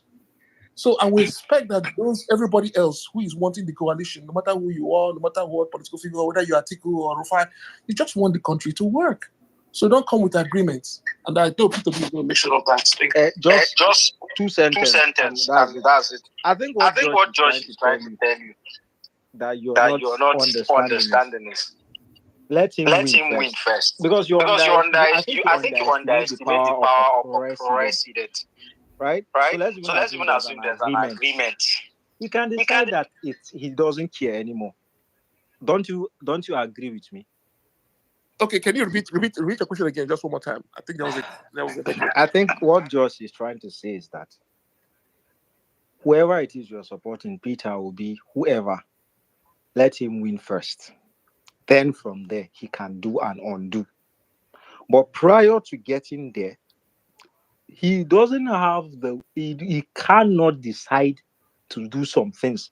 After all, by then, he would be president.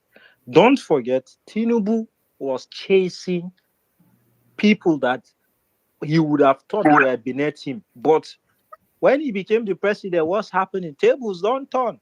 So would you not agree with what Josh is saying? Or you think, no, that's too much of dirty politics again?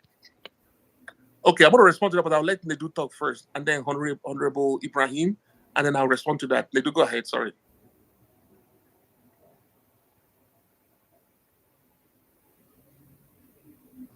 Go ahead, Nedu. Okay, I'm here. Sorry, guys. I want to apologize for always butting in. I've hugged the mic a lot, and thank you so much. I'm Godswill for the opportunity. So here is the thing. There is a lot of, well, not a lot, but there are some misrepresentation in what Sir George says. The first thing is the comparison between JD Vance and Trump doesn't match up with the comparison. With the alignment between El-Rufai and Tinubu. El-Rufai and P2B in a hypothetical situation. There was something, I think you are not here when Godfrey said something very powerful. I keep saying, he said, whoever you pick as your vice president or your deputy, you have to live and die with it. I said everyone should think about this, but here is the thing. J.D. Vance and Trump have been in Republican parties for over 10 years. So there was, before even Trump picked him up, there was an alignment of political party. That's not what's happening with P2B and El-Rufai. The second thing is, J.D. Vance actually called out Trump in 2016 over his immigration policy, but he publicly apologized for it on a Fox interview in 2021. And that apology was even when Trump, there was no, like after Trump lost 2020, there was almost no sign that Trump was going to come back. So the alignment of their ideology was outside of J.D. Vance being made the president. So trying to say, oh, because in quote, he was relevant to galvanizing vote. That was why Trump made him president, and Trump had to do a 360. It doesn't align. Then the second point, excuse me, the second point you guys are making is, let's throw out every kind of every kind of political correctness and start calling them. So you want Peter to align with El-Rufai, be my guest. But here is the thing: you're not able to prove not prove, but you're not able to show in real numbers that El-Rufai's trade-off actually pays off, because we have a situation here in this country, and which I believe in Nigeria, which I believe where the middle belt is saying that they don't want this guy, where there is a lot of there is a lot of unpopularity on El-Rufai's middle belt. And don't forget, there are two kinds of bases. You have your natural base, like it's like Southeast people with this natural base. Nobody jokes with their natural base. Your natural, you don't joke with it. Then you have your in quote non-negotiated base. The middle belt, as far as I'm concerned, is P2B's most natural base. And the question we are asking is this: what is that trade-off?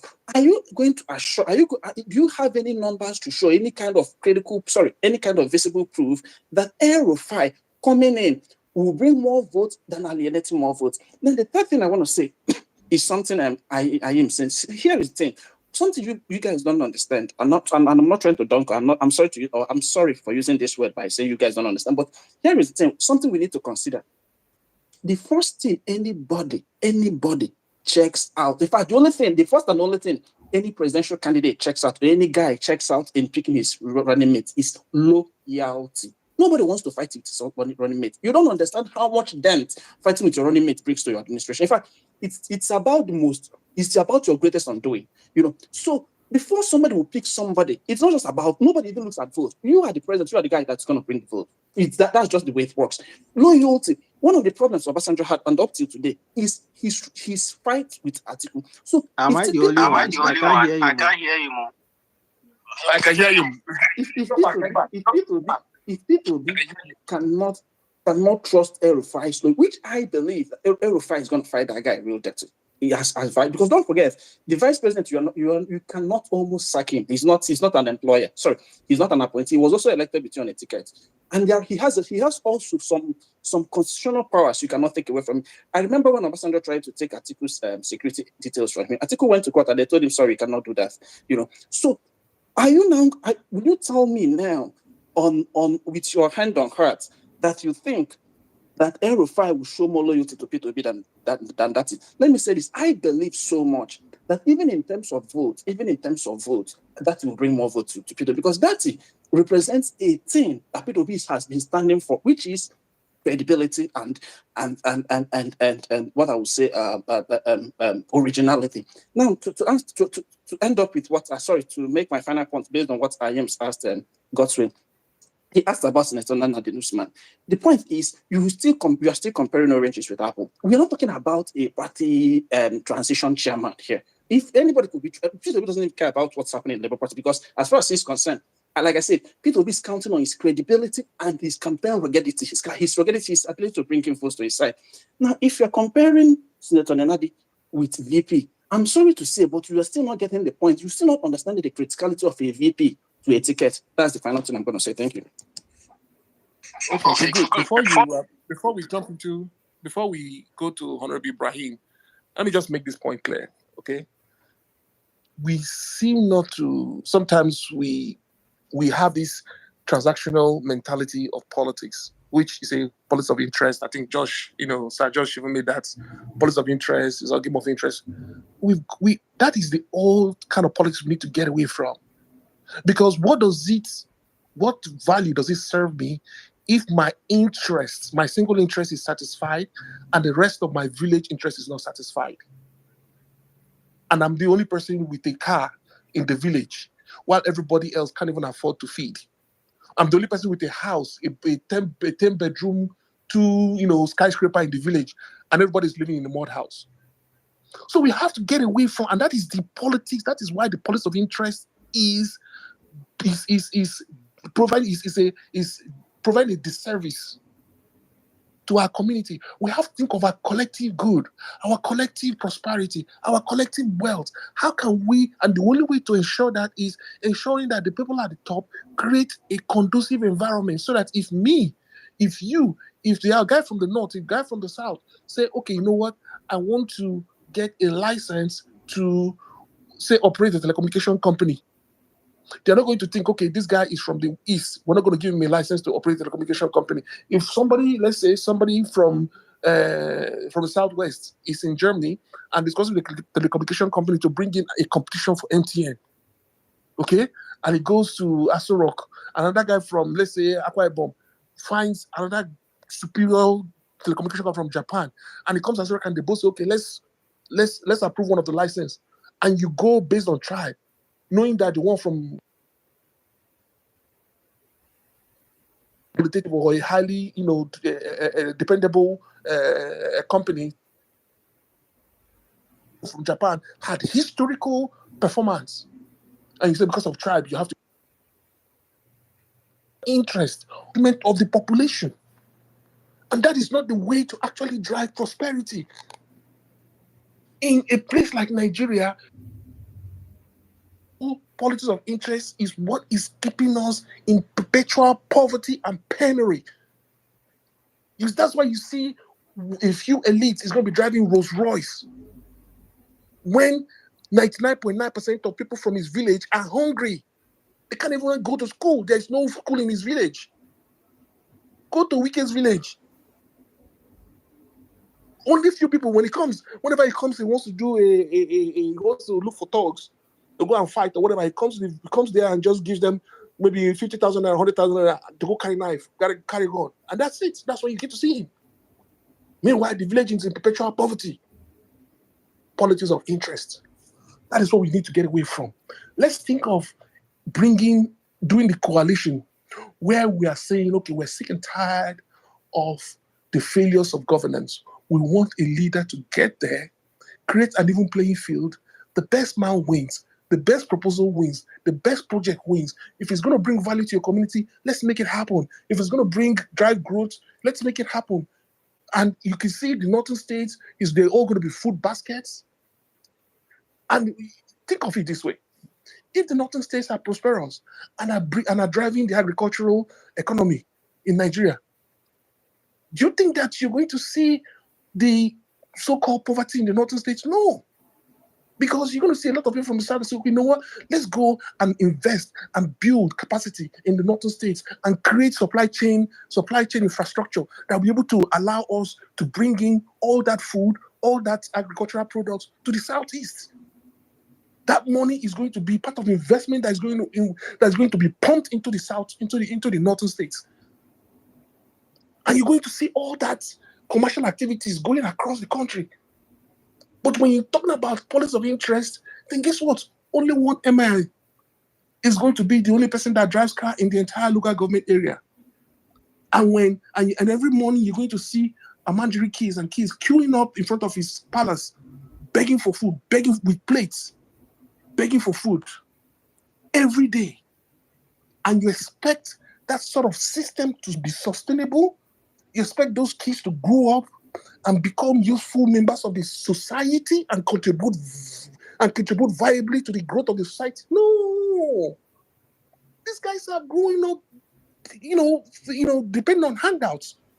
And once they get to the point where they are now adults and you don't give them those handouts, then they're going to have to collect it one way or the other. By hook or crook. By force. And they start complaining, oh, these people are, we haven't lost. No, because you guys didn't give them a path towards prosperity. You kept giving them those food, giving them those handouts, giving them, having them line up at the gate every morning, giving them food, and they grew up. By the time they get to the productive years, 17, 18, they're still queuing up. Whenever they don't get that food, they don't eat. Whenever they don't get a handout, you don't eat. And then when they become adults and 21 and 22 and 25, they now feel that, okay, you know what? It's time for me to start taking it by force. Whether you like it or not, they will kidnap APC chairman. They don't care. They kidnap anybody they can kidnap because they don't have any skills. They didn't go to school. You guys didn't invest in the schooling. You guys didn't invest in the school infrastructure. You guys didn't invest in basic education. You guys didn't invest in trying to make sure that they train to get skills. How do you expect them to survive? That is what I don't know much about this, but when I listen to Peter preach it every day, it warms my heart because this guy really knows the pain, where the pain is in this country, and he's dedicated to wanting to fix it. So anyway, Honorable, welcome to the space. Go ahead and make a submission. Thank you. Thank you very much, Gosling. I seriously appreciate, and you make a good submission. Well, actually, I saw the topic and I pick interest in it. I say, let me jump in and say one or two things before maybe I'll go to bed. You see, actually, when it comes to coalition, and they say Atiku Abubakar Opa or BBP, on what ground? Why?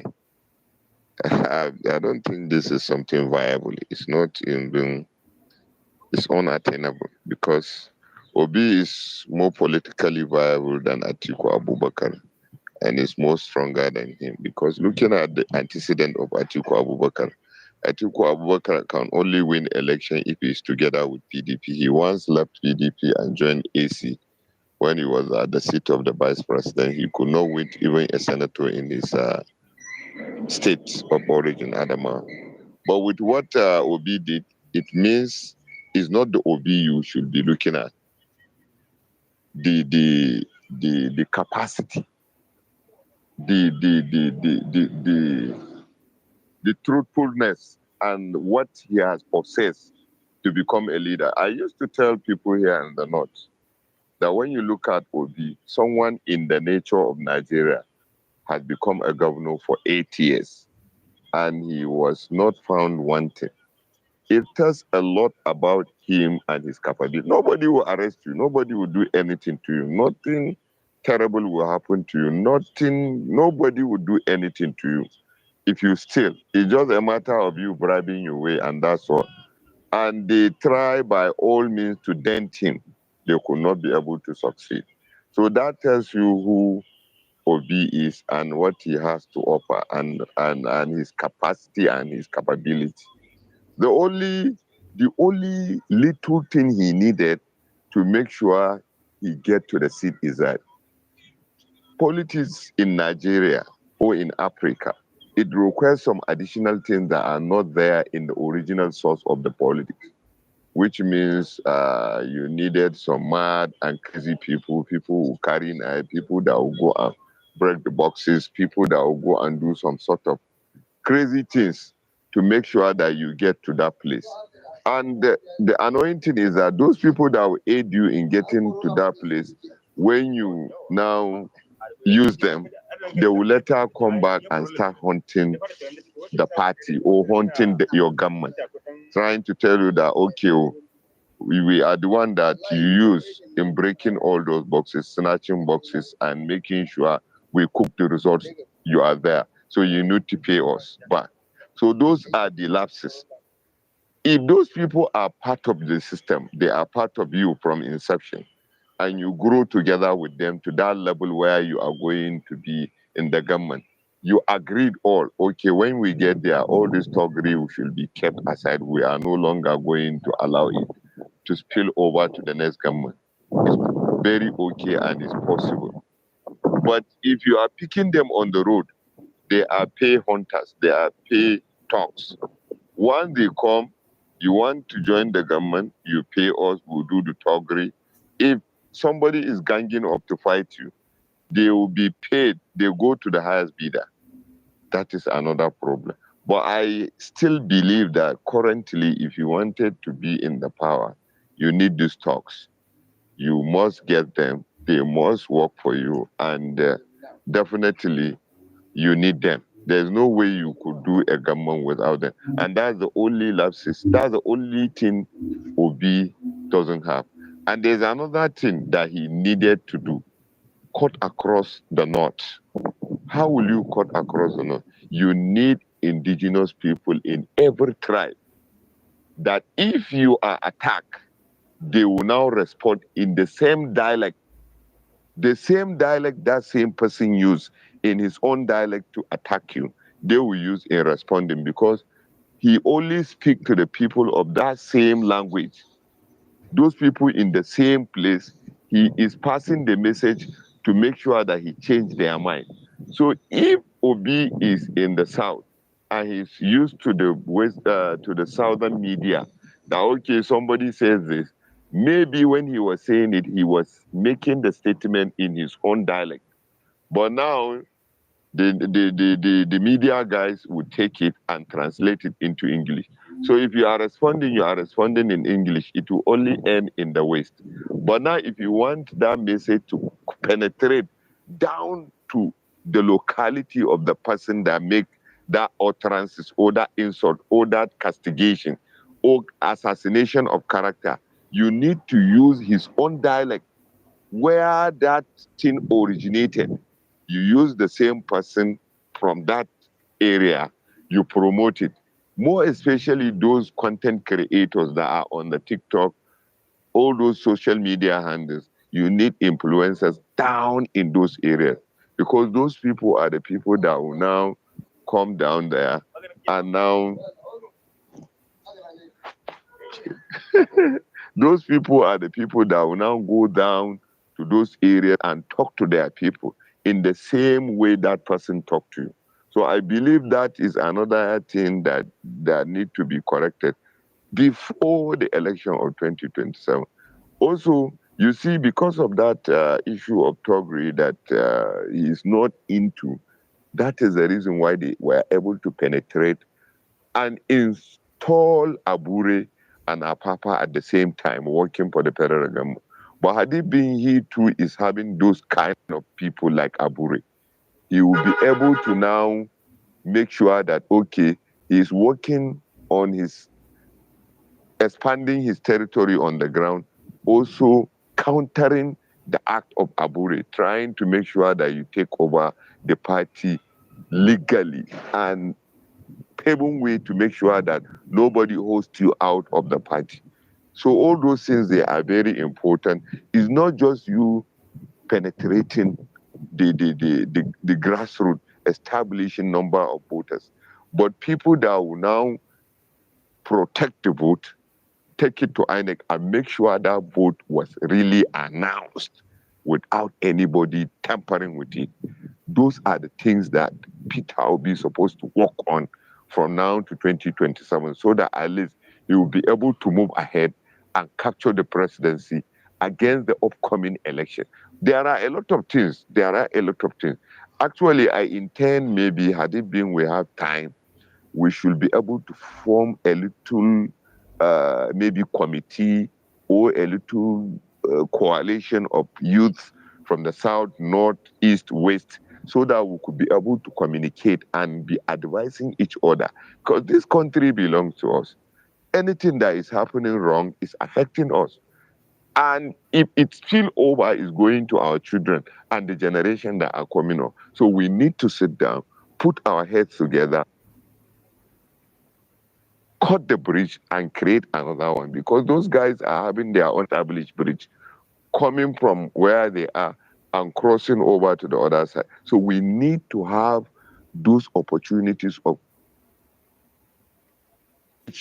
our own, then we break their own so that we could be able to have good people like Peter Obi manning the seat of the presidency, trying to establish a good governance and fixing the problem of Nigeria and facing it squarely and head on so that we could be able to get out of all this mess. Thank you very much.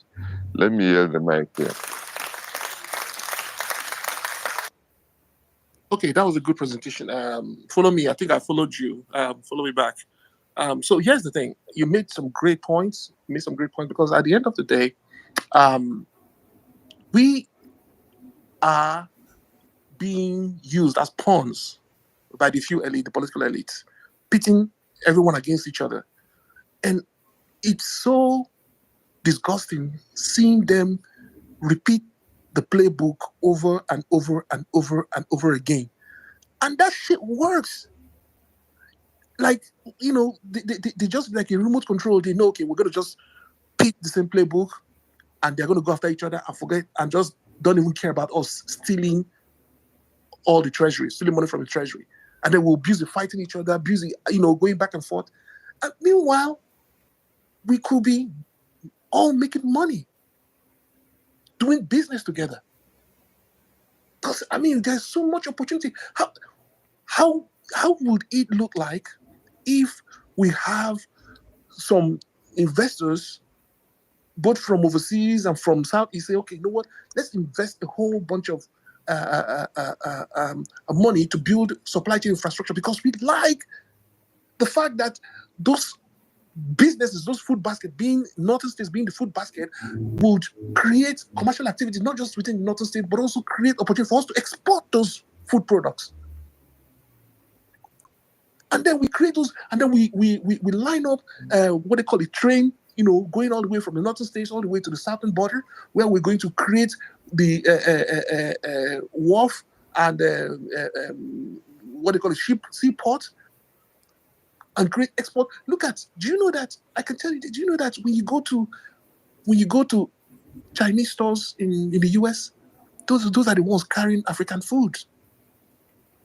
And I think to myself, how do Chinese people get access to egusi and all this egusi and all this local and palm oil and all that? And these are branded in Nigeria. Those could be the Northern States developing. Look at the date palms. When in Emeka Obiere, I don't know if you guys had heard of him. When he comes and he talks about the potential that the Northern States have this unique ability in the whole world to create 2 production circles of date palms, two seasons of date palms. And we all know what date palms are, one of the most expensive fruits. It can only happen in Northern States, in a particular section of Northern States. And this is huge for export potential as far as Nigeria goes. But because we are busy fighting each other, the elite has created that poison of division, making it impossible for us to say, okay, you know what, let's get this huge production coming from the north with date palms, and then export it and then bring in foreign exchange. We don't have to and the whole thing about, okay, we're getting only our forex from oil and gas, crude oil, that's bullshit. And that's why P2B keeps preaching about this, and they make fun about, oh, he's Indonesia, he's comparing us with Indonesia, he's comparing us with Bangladesh and all. No, these countries don't have oil and gas. But they have developed ways to create value and create productivity, and they export huge amount of and make money from foreign exchange than we are making from oil and gas, the so-called oil-producing country.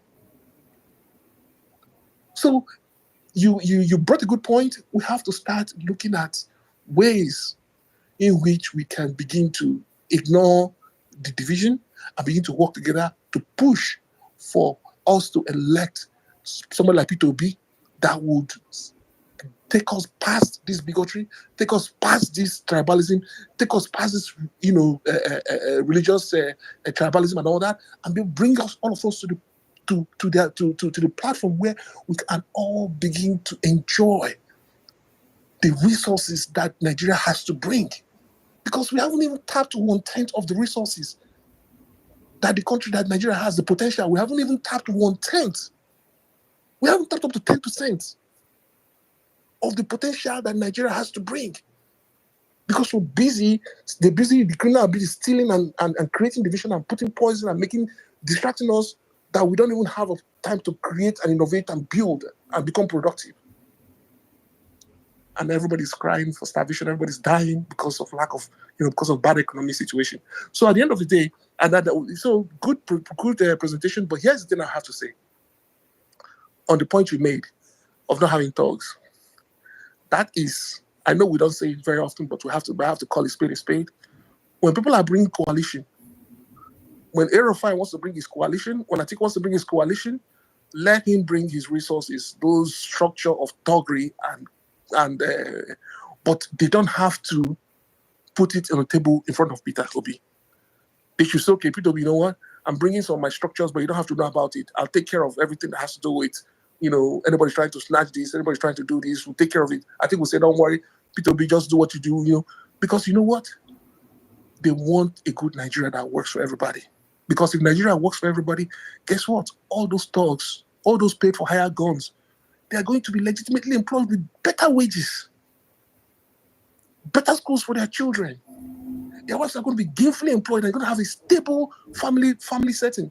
Unlike now, when the system is not working, they only make money from one terrorist activity to another terrorist activity, and there's no school, no infrastructure, no building, no hospital, no nothing in their communities, and they're still suffering.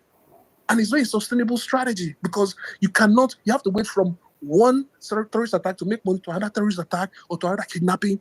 How long can you keep doing the kidnapping? And, I mean, I guess you can keep doing it until you get killed, and then your family, your wife and kids are going to be left without the head of a household. But if you have a leader that will create prosperity, create schools, hospitals, an opportunity for everybody, including you, to actually have sustainable means of income. You don't have to carry guns. You don't have to risk your life. You don't have to do all those things. So what I expect the Peter El-Rufai and Atiku to do is to say, okay, you know what? Yeah, Peter, we want to form a coalition, but our coalition, you don't have to know anything about it. We're just going to help make sure that we protect and take care of these areas. Just what we want you to do is just to focus on governing and make Nigeria work for all of us, because we have people that are suffering in our communities. People are dying in my villages. People are dying. My people are in IDP camps, and you can't handle it any longer. So because of that, I'm incentivized to come and do what I can to help you win. Because I know if you win, we're going to be having to demobilize people from the IDP camps and send them back to their homes. How long have those guys been in IDP camps? Just imagine, each and every one of you in this room, just imagine that you are forced to leave your home for months, for years, to go and live in a classroom. So you don't have access to your bed, you don't have access to your basic things that you need. You're just living in the classroom, and you have to live there in perpetuity. You don't know when you're going back home. I can't even imagine living that kind of life. So at the end of the day, so what we need to do is to say, okay, I can use example of a situation where I always kind of go back to this example. Barack Obama, when he was president, before he became president, there are things he couldn't do, there are things he couldn't say, he didn't need to say. But there were a coalition of people that came with their resources to make sure that he became president. He didn't have to know about it. He didn't have to partake about it. He didn't have to dip his hand. He didn't have to get his hand dirty. But there are people that were doing all the dirty work. When they need to protest, they went to protest. People like Al Sharpton, when they need to go, go protest in a particular place and cause a little bit of confusion or whatever. But Al Sharpton had all those people. He had all those structures. He brought with him, but he never bothered to tell people. Barack Obama that, oh, I'm doing this for you. Make sure that you give me something. No, he just said, yeah, I'm going to just do what I can to get you elected, because I know when you're elected, everything's going to be better for the rest of the Americans. And that's what happened. So let these so-called northern leaders come to the table and say, okay, this is what I'm willing to help you do, help Peter Obi do to get elected. I don't want anything in return. All I need for you to, when you get there, put in place policies that will improve the lives of our people, of our villages, of our communities, reduce the insecurity so that we can be able to go back to our farms and become productive. But we are going to make sure we protect this vote and do these certain things. But don't worry how we do it. That's what we've been doing. We have the people, we have the manpower, we have the people. We're going to do it because we want good governance. And let them, I think that should be able to work. Peter doesn't have to know how you get it done. He just wants to know that you're volunteer to bring your resources to make it happen. So I think that's it. But yeah, do you have any?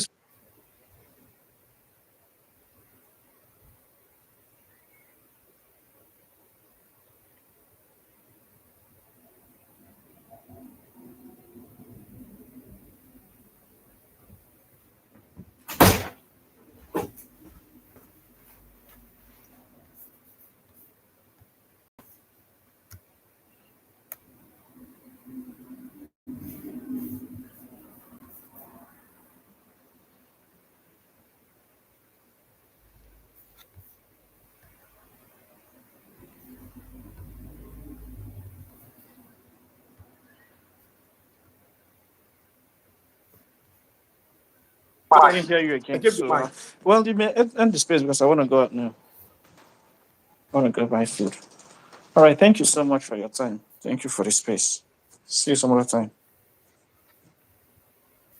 All right. So,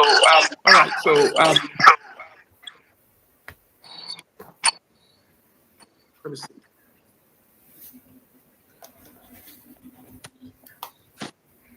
Okay, so yeah, thanks everybody for coming to the space. It was a great productive conversation. I think I've taken something away from I've gotten to know a couple of you guys, and I'm excited to continue this conversation offline.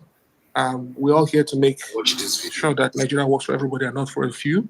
We're sick and tired of having the dying and the killings and the kidnapping and the insecurity and the bad governance, because we just want Nigeria to work for everybody. That's all. We just want Nigeria to work for everybody. We want everybody to prosper, to be wealthy. I mean, we're blessed. We have been blessed by, with all the resources, both human resources and subsurface and mineral resources, and we're not supposed to be suffering. We're supposed to be like the Dubai. But our criminals in power have been impoverishing and creating perpetual poverty in the country. And it's time that we stop that. The power is in our hands. And we have somebody that has already dedicated and committed and demonstrated and showed us and told us that he will bring an end to this craziness. And we have to do everything we can to support him, because at the end of the day, him being in the Aso Rock is going to be rewarding for us, because at the end of the policies he's going to put in place, it's going to create prosperity to even down to the grassroots. And I think that it's time that we say no to criminality, no to the bad governance, no to the elite that has been shackled, that's held us shackled and in slavery for so long.